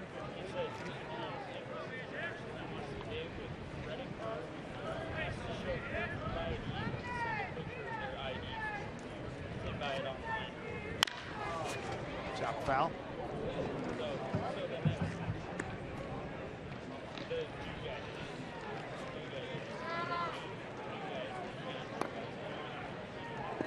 Butler came on in the fourth inning. Started Tyler Chatwood.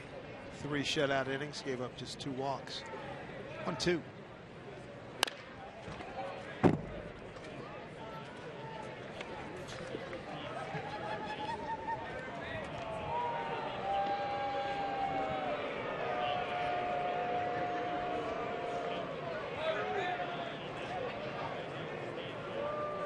Fine day for baseball here in Peoria. 76 degrees. Wind going a little bit out towards right field right now. 2-2 to Adam Lind.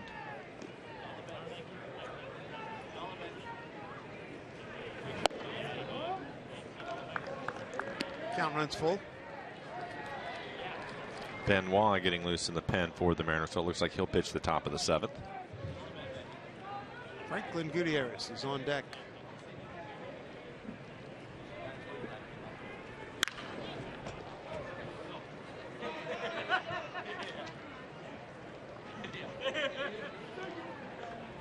Glenn's had some really good power years. 35 home runs back in 09 with Toronto, following that up with 23, 26. Had another 23 home run season in 13 and 20 last year with Milwaukee. Drives one deep to right. Looking up, and it's gone. Home run, Adam Lind. His first as a Mariner here in the spring, and makes it a 5-3 ball game.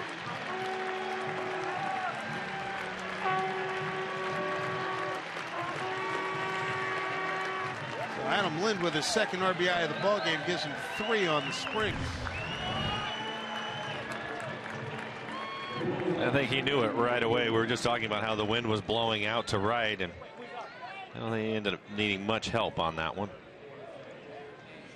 Go 2 for 3, a double, and then that home run. 0-1 to Gutierrez. 1 for 2 with an RBI. 5-3 ball game, Colorado.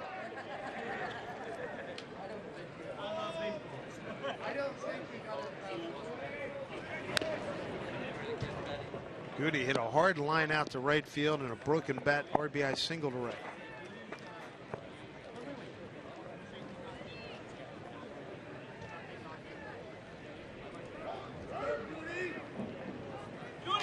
I need a home run or a single, whatever. Up high.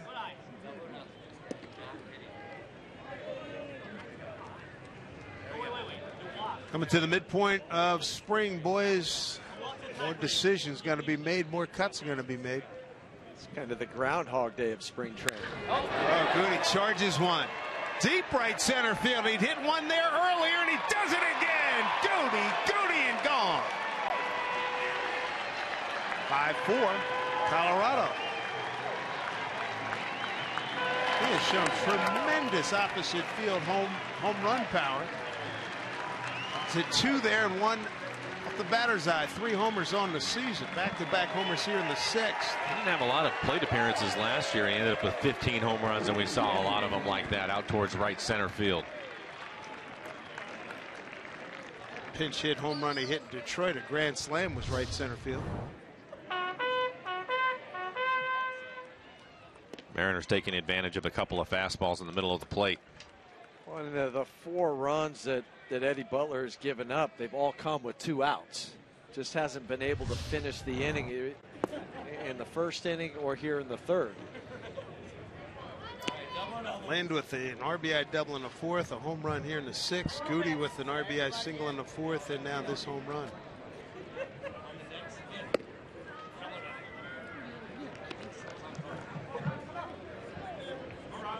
I said this guy's going to strike out, right? 1-run game. Brantley, line drive, right field, base of the fence. And Brantley just picked up off of waivers from the White Sox. Boys, he is not looking at a lot of pitches. He has been very aggressive, trying to make this club and make a very quick early impression. Well, that's a good way to do it, too. And Jeff, you and I both have been in that position. You were talking about it earlier. If you're going to get a fastball and get yourself into a good count, turn it loose. That's what he did. He didn't miss it either. 3 consecutive hits, and now Walt Weiss going to make the slow walk out. You know, Walt wanted to get Eddie through this 3rd, but it up to 62 pitches, just couldn't afford to let him try to finish it out. You like the 30-second clock when it changes? I do. The conversation? Yeah, I do. I do like that. You know, get the guys out there, get them back in, and let's play ball. Absolutely. Pitching change. Tell you about it when we return. Mariners have drawn to within a run here in Peoria.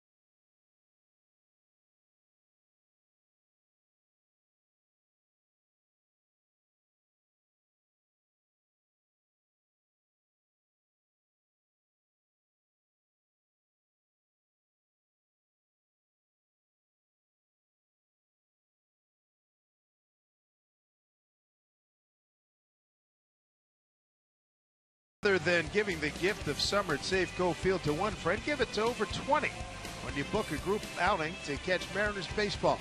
Together, you're going to enjoy discounted tickets and have the opportunity to purchase private hospitality and picnic packages. To secure a date for a group outing, log on to mariners.com/groups. Good crowd on hand here this Monday afternoon. Day's done for Eddie Butler, 2 2/3, 6 hits. He's given up 4 runs and a runner at second, his responsibility. The new pitcher is Brock Hunsinger, 27-year-old from Anderson, Indiana, 6'3", 200. Signed as a minor league free agent with the Rockies back in December. Good ball for a strike to Chris Taylor, who's twice grounded out the third. Hunsinger with Nashville last year, 43 games. Out of the pen, 4-4 with a 4.63 ERA.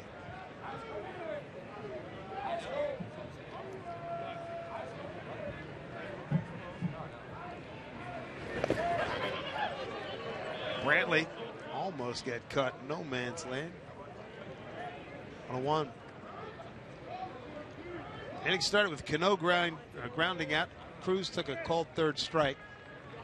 Lind on a 3-2 pitch. Towering home run to right field. Then on a 1-1 pitch, Gutierrez to the right of the batter's eye, homered onto the berm. Brantley doubled, and he's at second with 2 outs.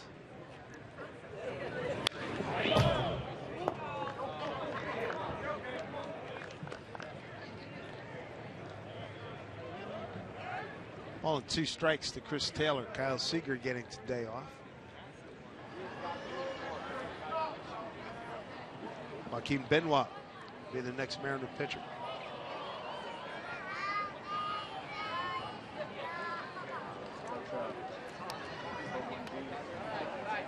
Ball and 2 strikes. 2-2.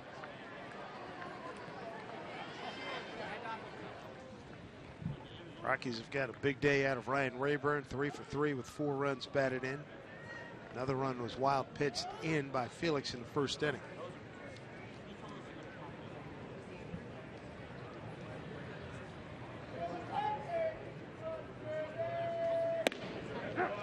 Strike 3 call to Chris. The Mariners have a good inning. They get it done with 2 outs. Get 2 runs on 3 hits, nowhere's leave a man. We played 6 here in Peoria. It's a 5-4 Rockies lead. Joaquin Benoit will take over.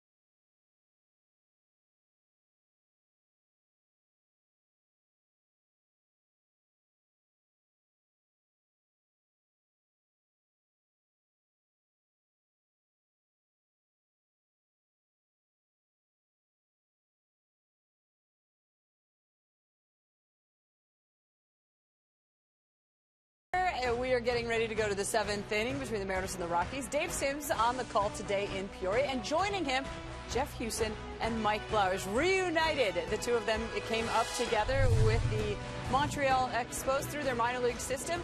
And guys, I am curious of your impressions of each other from back then. And Jeff, We'll start with you. Well, first of all, Mike had no range at third base. I had to cover the whole left side of the infield. No, he had a very strong arm. I remember that because if it was caught, even if it was a fast guy, Mike could throw him out at first base and had good power. I do remember those two things about, and he liked to eat. I like to eat. Still do. He still do. He still does, yes. What about you, Mike? Well, Jeff is one of the reasons why I ended up moving from shortstop over to third base. I originally signed as a shortstop, and at that time, Jeff, in Montreal, we had a bunch of shortstops that were prospects and good players, including yourself.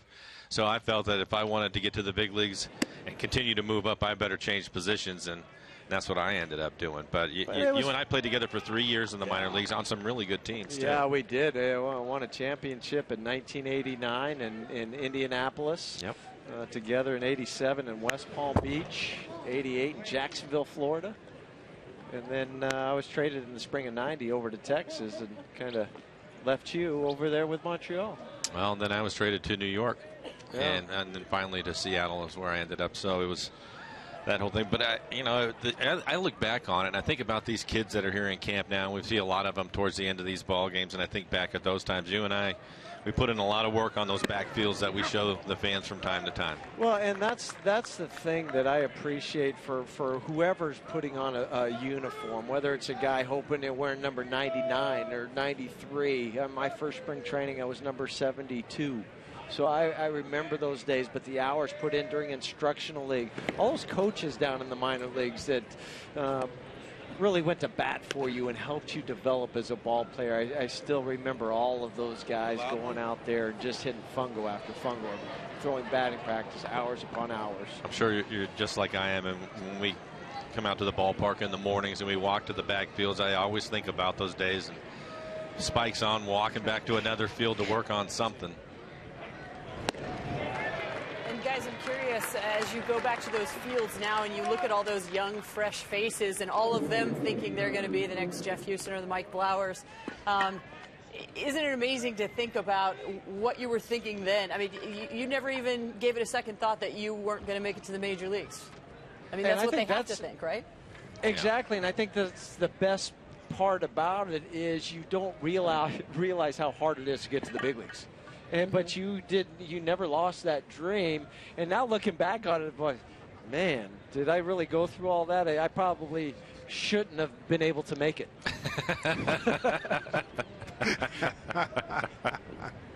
But I was too naive not to think I wouldn't. Yeah, you need some of that, though, don't you? You do. You have to. And I know when I talk to the younger guys and the guys that are in A-ball, I tell them, don't try to get too far ahead of yourself. Just think about moving up to the next level. And then when you get there, then you move to the next level, because there aren't many people like Ken Griffey Jr. that are just going to fly through it and end up in the big leagues when they're 19 years old, or like Felix did, who we saw earlier in this game. Most of the time you have to go through those steps and just continue to work at it. And I stop all the time when I'm back there and I'm walking around just to watch them learn how to run the bases. The things that we talk about or take for granted because these guys are so good at this level, they're down there breaking all of that stuff down on a daily basis, and it's fun to watch them. You know, it's a funny story that you just brought up, Ken Griffey Jr. I remember hearing a story Jay Buhner told about how Ken was brought in, and Jay, to talk to all those young guys. And Ken's like, hey, just go out there and have fun. It's going to be great. You're going to love it. You have a good time. You'll be fine. And then Jay comes behind him and goes, that's because it's that guy, okay? You're going to have to work your butt off, and you are going to have to work so hard to be able to do it.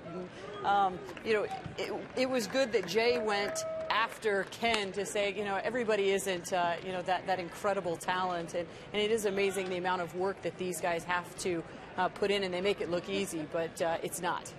Well, and to your point, too, Angie, you have to have a lot of confidence in yourself. And I'm not sure with you, Jeff, but I know for myself, I think I was sent up and down maybe 3 or 4 times. And that could be demoralizing. You feel that you've lost this dream of yours and it's over with. But in a short period of time, you're right back in the minor leagues trying to work your way back to the big leagues. And hopefully, if you're one of the fortunate ones, you can stick around for a while. Yeah, you have to be mentally strong. Not only physically and do all the things you need to, but you have to have that that mindset that, you know, I'm going to run into some obstacles, but how do I overcome it, and what do I do to get better? And I think that takes you a long way in life too. You know, it's not easy. Fly ball hit to deep right field, and it's up on the berm and gone.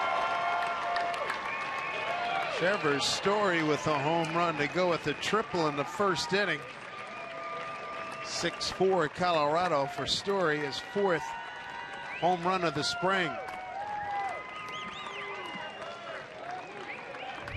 Also his 8th RBI. And as soon as it landed on the berm, Benoit looked right at the catcher and said that was my fault. I think he wanted to get that down off the plate. Trevor Story, it starts off with a triple, and now in his 4th at bat hits a home run to right field. Hope to hear from Story in the next half inning as Tapia looks at ball 1. He's had a nice day. A bunt single in the 3rd. Hard hit single to left field in the 5th. 2 for 3.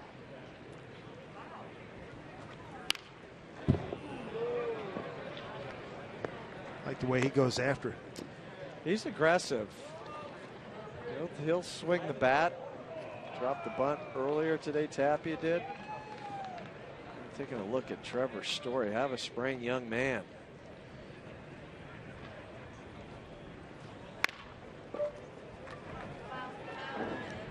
There's Cano. Throw him out.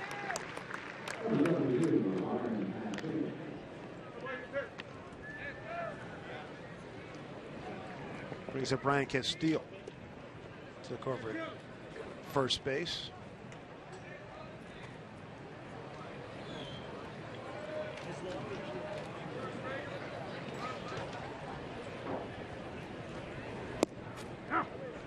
Breaking ball from Benoit, strike 1.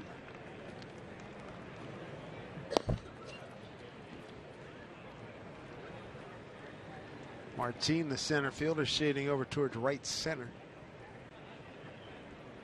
Tyler O'Neill, the new right fielder.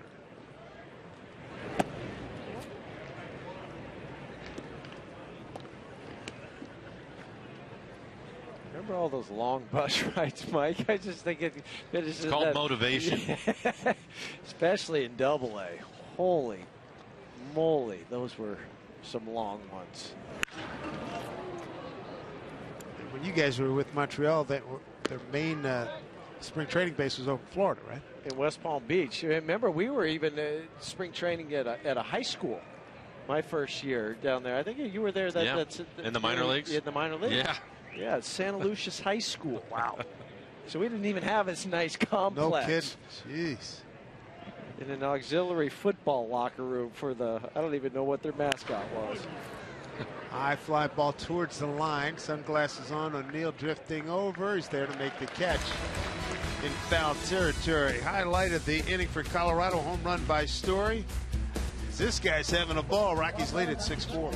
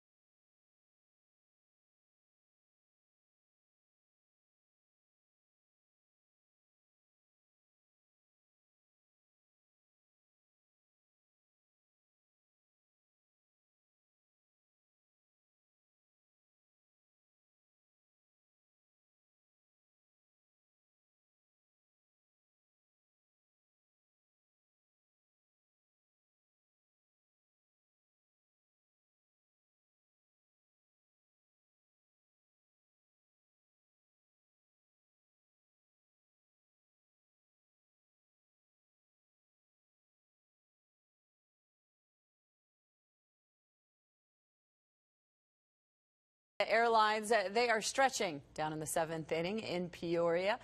It's time to remind you that new this year, the Mariners will be wearing flex-based jerseys, which are lighter and provide enhanced moisture wicking and better breathability. Sounds fantastic. If you want to wear what the pros wear, well, then swing by one of the 5 Mariner team store locations to pick up your very own flex-based jersey. Grab them while you can. 6-4 Rockies lead. Dave Sims, Mike Flowers, Jeff Houston with you here in Peoria. Joining us right now, starting shortstop Trevor Story, who had a whale of a game. He just homered. He tripled. He scored 3 times today. Pretty good afternoon. Feel good? Yeah, I feel good. It was good to get out there again. But yeah, I felt great. Sound like you just ran some sprints too to top it off, right? Yeah, I was pretty pumped up. Trevor, Jeff Houston here. What's this spring been like for you? You coming in, you know you have an opportunity, but you know, each day you go out there and it's a new challenge. Yeah, exactly. You just said it. Treat each day as a new challenge. That's what I'm trying to do to the best of my ability. Not get too excited about one game, not get too down about one game. Just really take it day by day, and I think if I do that, then things will work out how I want them to. So you're not putting any extra pressure on yourself and the opportunity that's presented to you? No. I mean, I know that there's opportunity here, but I'm really just trying to have fun with it. You know, we sat down and had a talk before the camp started, and that's all they wanted me to do, and you know, that's what I've done so far, is just have fun with it. What's the biggest change in your game from when you were drafted first overall back in 2011 to today? I would say just the consistency part of my game on both sides of the ball. And, you know, I've always been a hard worker, but my preparation is a lot more intense the past couple years. And, you know, I got a lot of that from Tulo, and, you know, Arenado's helped me a lot with that too. So that's really what I can give the credit to, is my preparation. Now, what's it been like being in the clubhouse locker room this spring with Nolan and Cargo and those type of guys? Yeah, it's awesome. You know, I think they're 2 of the best players in the game, and we have a lot of great veterans on this team. It's just fun to be around those guys and, you know, pick their brains and get to know them, and, you know, ultimately become friends with them and ultimately teammates with them. But yeah, it's been a blast so far. Well, another blast today, home run, some power for you, but that's evolving as well. Yeah, I mean, your power maybe early on was more pull. Now you got it to center field like we saw on Saturday, and an opposite field home run today. Yeah, I'd say it's really just my approach that reflects that. You know, I'd really just try to drive the ball up the middle. And if it goes out one way or the other, then that's great. But really just trying to drive the ball up the middle, and you know, it's nice to see some of them go out. Well, continued success for the rest of the spring, Trevor, and safe travels back to Scottsdale. All righty, thanks for having me. Had a heck of a day. 3 runs scored, 2 for 3, and 1 flyout he had in the 5th inning. He drove it to the track in center field. Here's Martin as we get back to the top of the Mariner batting order here in the home 7th. Down 6-4. Martin today singled last time up. 1 for 3. Mike DeMuro on the call, and Martin did not like that. No, he thought it was down out of the strike zone.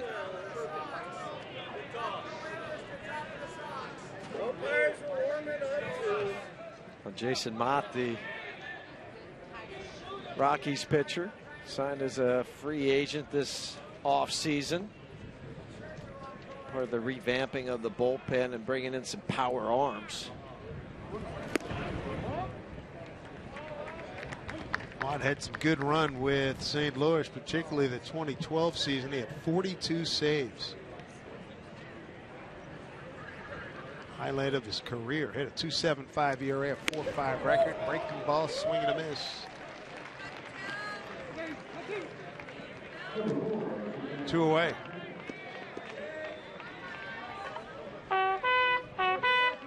Here's Ketel Marte. Ground out to short, 2 comebackers to the pitcher.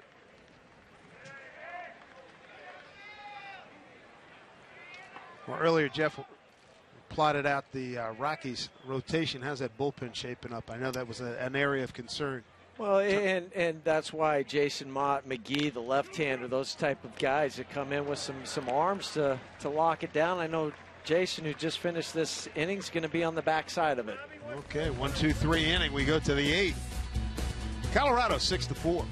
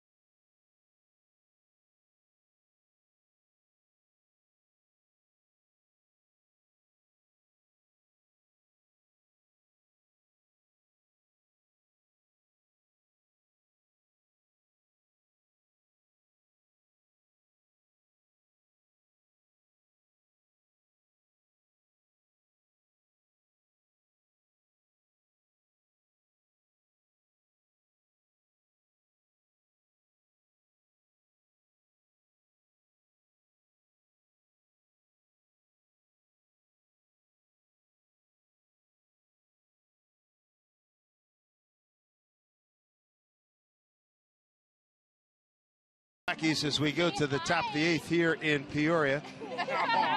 And for you Mariner fans, we'll be back on TV on Wednesday from right here in Peoria. 6-4 lead. Trevor Story with a home run in the 7th, and joining us right now, Mariner reliever Adrian Sampson, who went 3 2/3 of 4, hit 2-run ball, no walks, 1 strikeout. Adrian, good to have you with us. Give me your assessment of how you did today. What'd you think? How'd you feel out there? Well, first of all, coming in after Felix, I mean, that's always a treat. Yeah, especially for you, a local guy, right? Oh, yeah. So that was, I mean, on the board we had a little different plan, but, I mean, when that phone rings out there, regardless of if you think you're a starter or reliever, I mean, you got to be ready. And, yeah, coming in after Felix was pretty neat. And biggest thing I was thinking of is I better not give up any of these runs. So, yeah, I got ahead right away and attacking batters. Little overthrown a little bit, but overall I felt pretty good. I was competing out there and had a good time. Adrian, is there anything in this in camp that you've been working on this spring? Something new, maybe? Not a lot of new stuff, but just refining stuff. I think I have good enough stuff to pitch in the big leagues, and if I can hit spots, have good command on all my pitches, throw pitches behind the count, I think I'll be very successful. My biggest thing is pitching into lefties. Sometimes I have the ball runs back over the plate, but yeah, today I was getting inside and it felt good. Definitely have the stuff to pitch in the big leagues. That is for sure. Is there any certain plan for you as you came into camp, or has Scott Service talked to you about anything as far as what your future is going to be in here? Not very much. I know they have me building up as a starter right now. So I just went about 3 2/3 right there, about 40 pitches. So I'm right. I think I'm right where I need to be on that part.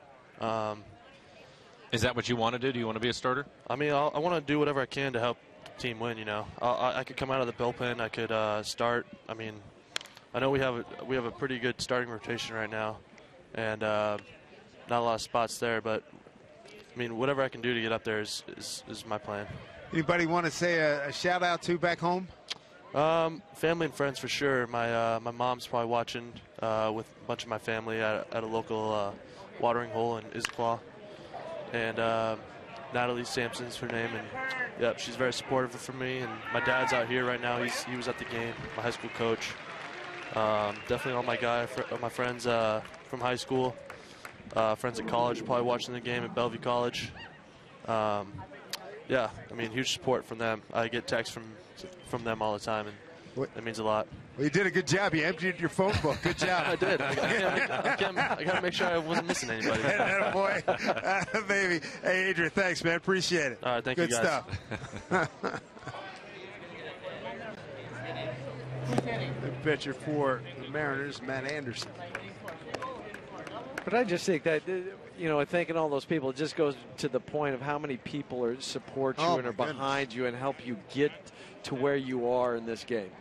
I mean, it's unbelievable. The people that are just say, hey, keep going, keep working hard, proud of you, enjoy watching you play. And so you got to give those thanks to those people. It's all inclusive. That was good. Yeah. He did empty the Rolodex. Ground ball shortstop. Throw off the bag.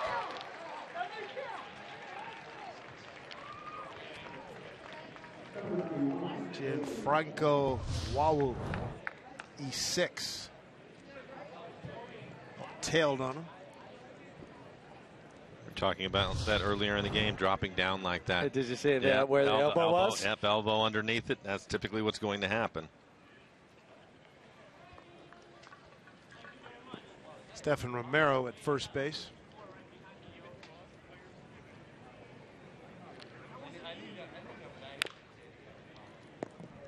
Did I date myself with the Rolodex, though? Did I? No.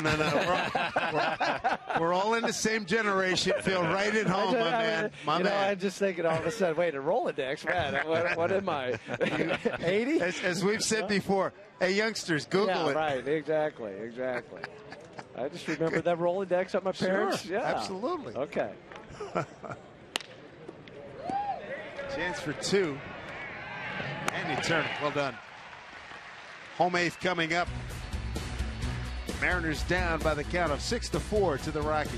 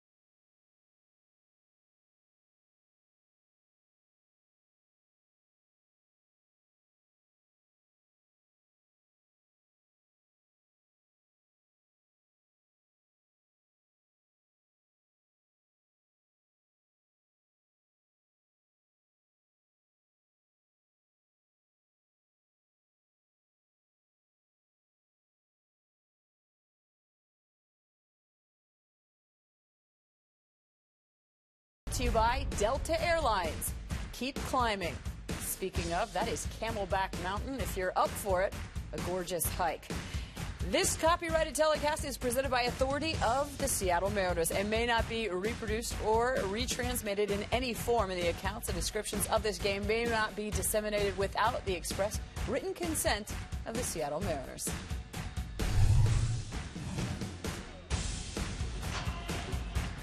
Mariners have a deficit to make up here at 6-4 Colorado as we play in the home eighth. Mariners will have 3, 4, and 5 in the lineup coming up. Hey, Mariners spring training baseball is live with the MLB.com at Bat app. Stay connected all spring with radio broadcasts, video highlights, stats, news, and more. Download MLB.com at Bat, the #1 app for live baseball on your smartphone and tablet. Enjoy it, the youngster. Had a ball game, having fun. It's been a good day to be out on the berm. It's thinned out a little bit, but it's been a good Sunday here this Monday, the 14th of March. Scott Oberg takes over on the mound for Colorado.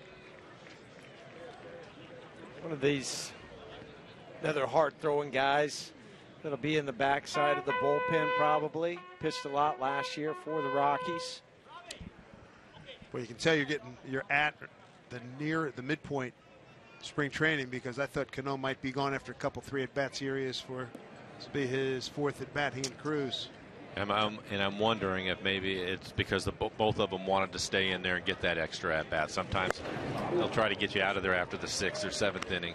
But maybe they want to get another AB, so they'll ask to stay in the game a little bit longer. Scott Service mentioned something about that. He expects that to start happening now once they start making some more cuts. And veterans want to make sure everything is sharpened up. Robbie today is bounced to short, fly to left, and grounded out to first.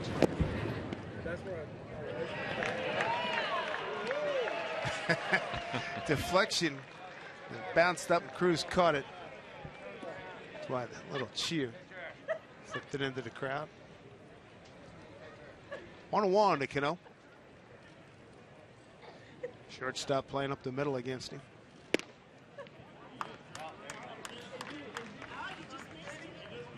And for Oberg, fastball, curveball pitcher. I will say this to the people back in Denver on Thursday. He will not be rooting for CU, as he's a UConn alum. And they match up in the first round of the basketball NCAA tournament. 2-1 the count. Solid smash off the glove of the second baseman. Recovers and get Cano. Joey Wong laid out for that ball. Just enough to just knock it down. That's some play. Oregon State product. Tried to take his glove off. Those are the ones you look afterwards, make sure that the leather's not ripped or the string's still attached. That is some play. Here's Cruz.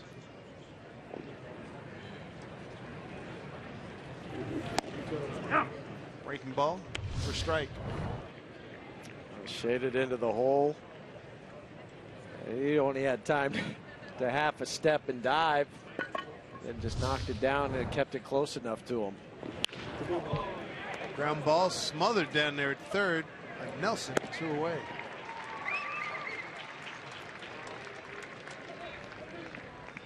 Chris Nelson, first pick for the Rockies a number of years ago, and then bounced around, was with the Yankees and a few other clubs, and now back, signed a minor league deal. He's one of those guys that you're around and you just feel better after talking to him, because he's got an upbeat personality, one of those fun players. And no matter how things were going on the field, he always had time to say hi, talk to you. Nice. Stephen Romero getting his first at bat of the game. Took over at first base for Adam Lynn. Lynn had a good day, 2 for 3, double and a home run. Play him straight up. Center field taken care of by Brandon Barnes in a 1-2-3 inning thrown by Scott Oberg. 9th inning coming up. Rockies 6-4 lead.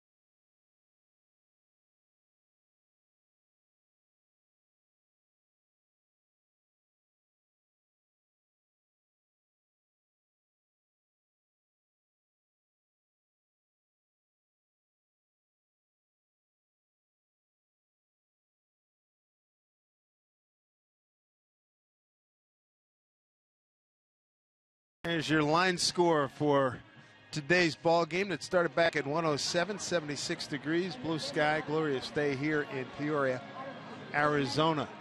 Rockies come in with a record of 6-6. The Mariners at 7-6. Rockies had lost the previous 2 ball games. Mariners had lost their previous 2 ball games to the Dodgers and Reds. New pitcher Casey Coleman. And Daner Morera is the new second baseman.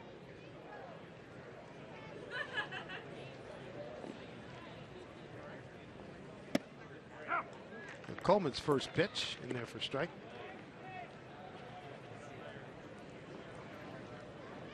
Jackson Williams, backup catcher. He looks at a strike. It's 0-2.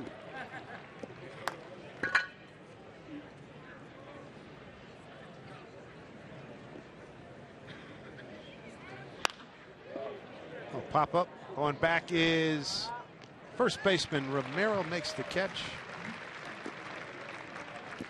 And there's one away. Bring up Chris Nelson, third baseman.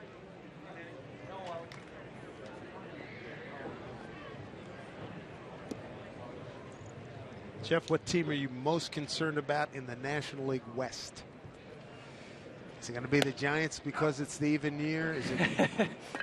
And with I think with with Cueto and Samardzija, nice ad. That is a good ad for San Francisco, and you look at we talked about Arizona and what they've done. I think the difference with Arizona and what the Padres did last year was Arizona got some pitching, and the Padres loaded up with more position players. And they have since blown it up. Yeah. What do you think Dave Roberts will do in his first managerial I position? think he'll do fine. I think it was a long time coming for Dave Roberts. Yeah, I agree. I guess a little surprised that he didn't get the job once San Diego. Once Buddy left. But obviously they had the reasons why. But Dave's a quality individual.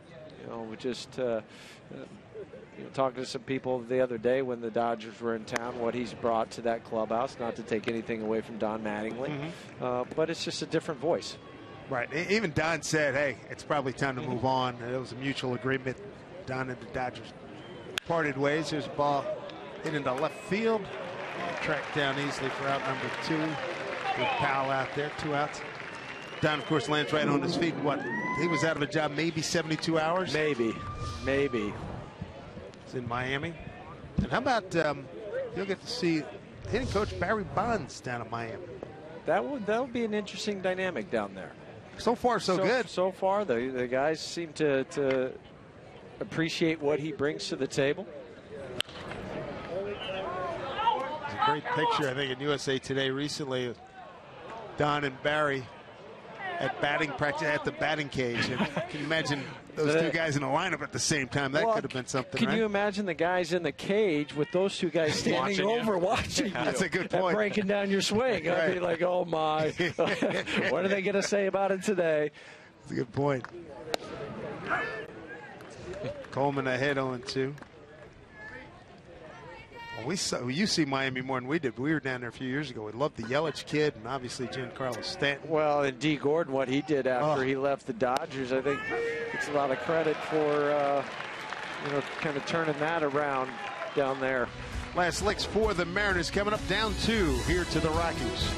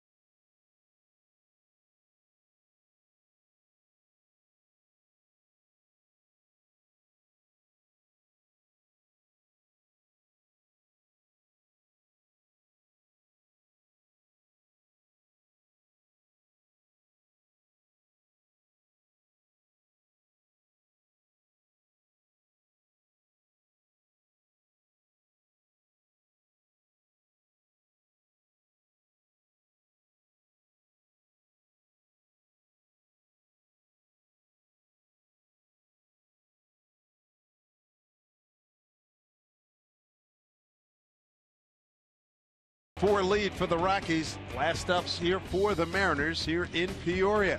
They still need opening day Rockies tickets. Guarantee them at a discount when buying season tickets or a 20 or 25 game mini plan. Dave Sims along with Mike Flowers and Jeff Houston from the Rockies telecast. Miguel Castro, the new pitcher for the Rockies. As you mentioned in the break, all arms and legs coming at you. Yeah, big, tall guy, 6'3", 6'4". Came over from Toronto in the Troy Tulowitzki, the Troy Hawkins deal, along with Jeff Hoffman and Jesus Tinoco. He made his major league debut last year when he was just 20 years of age, 20 years and 103 days. Wow. The third youngest player to do that. 4 saves and 6 opportunities, and then spent some time back down in the minor leagues. Was up with the Rockies last year at the end. Yeah, a lot of arms and legs, but a pretty explosive fastball. Looks like he has a slider to go with it. But the trouble, not the trouble, the good thing for him, the trouble for the hitter is trying to pick it up where that ball's coming from. He is tall.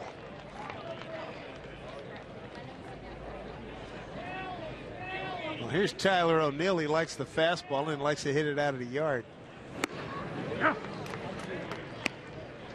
First at bat for Tyler. O'Neill, 3 for 4. Homer, 5 runs batted in this spring.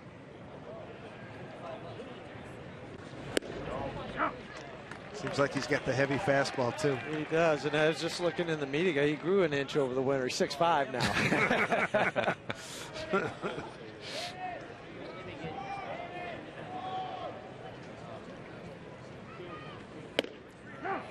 Live arm. Strike 3 call. 3 quick pitches. And what you like to see, the last one well located right on the outside corner. This is the pitches you want when you're ahead 0-2. He just dotted it. Here's Brantley, and they shift over to the right side for Rob. 1 for 2, double to right center field. That was back in the 6th. I mentioned it earlier. Just picked up this week off of waivers from the White Sox. He's not up there spectating. He is swinging the bat. Got a short window, I guess, to try to make influence people, try to make this team somehow, some way. Well, you're right, and he was standing on deck, and he saw 3 fastballs to O'Neill, so he was getting ready for it. It's still a late swing, though.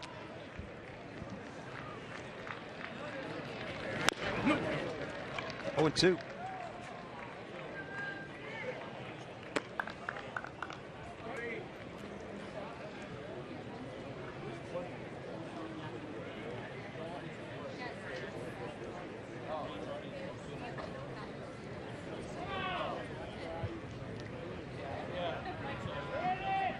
Oh, 2 pitch here to Brantley. Swing and a miss, struck him out. 2 down. Explosive fastball. Well, a couple impressive. I was just thinking about that last strikeout. His first one, he dotted the outside corner right on the paint. This time they wanted to elevate the fastball. See where the catcher's setting up? He wants it up high to change the eye level, and he did.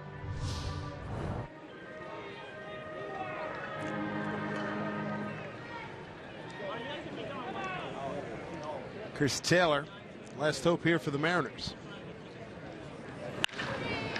And he finds a hole right side, base hit.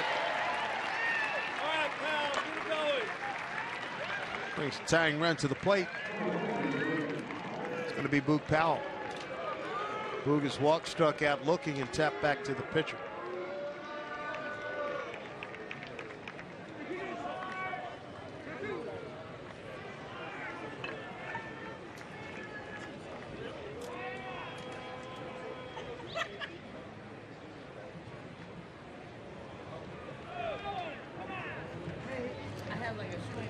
First pitch to Boog. In there for a strike.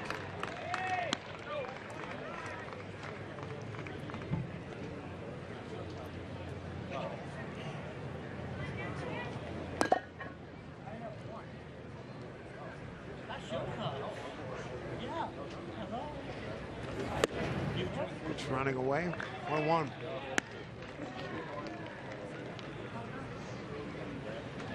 Hitting stars for the Mariners today. Adam Lind, homer, and a double, drove in 2 runs. Franklin Gutierrez, a home run and a single. He drove in 2 runs. And for Colorado, Ryan Rayburn, double, 2-run single, and a 2-run single. Home run for Trevor Story. Another run was wild pitched in by Felix in the first inning.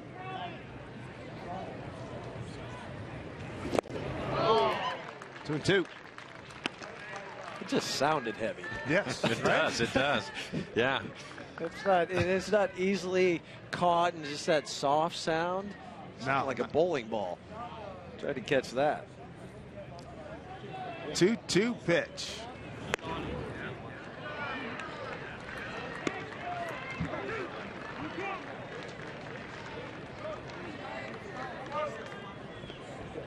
Just the second game for Castro. Leon Landry's on deck. Boo can keep this thing going. Off the catcher. Taylor was on the move.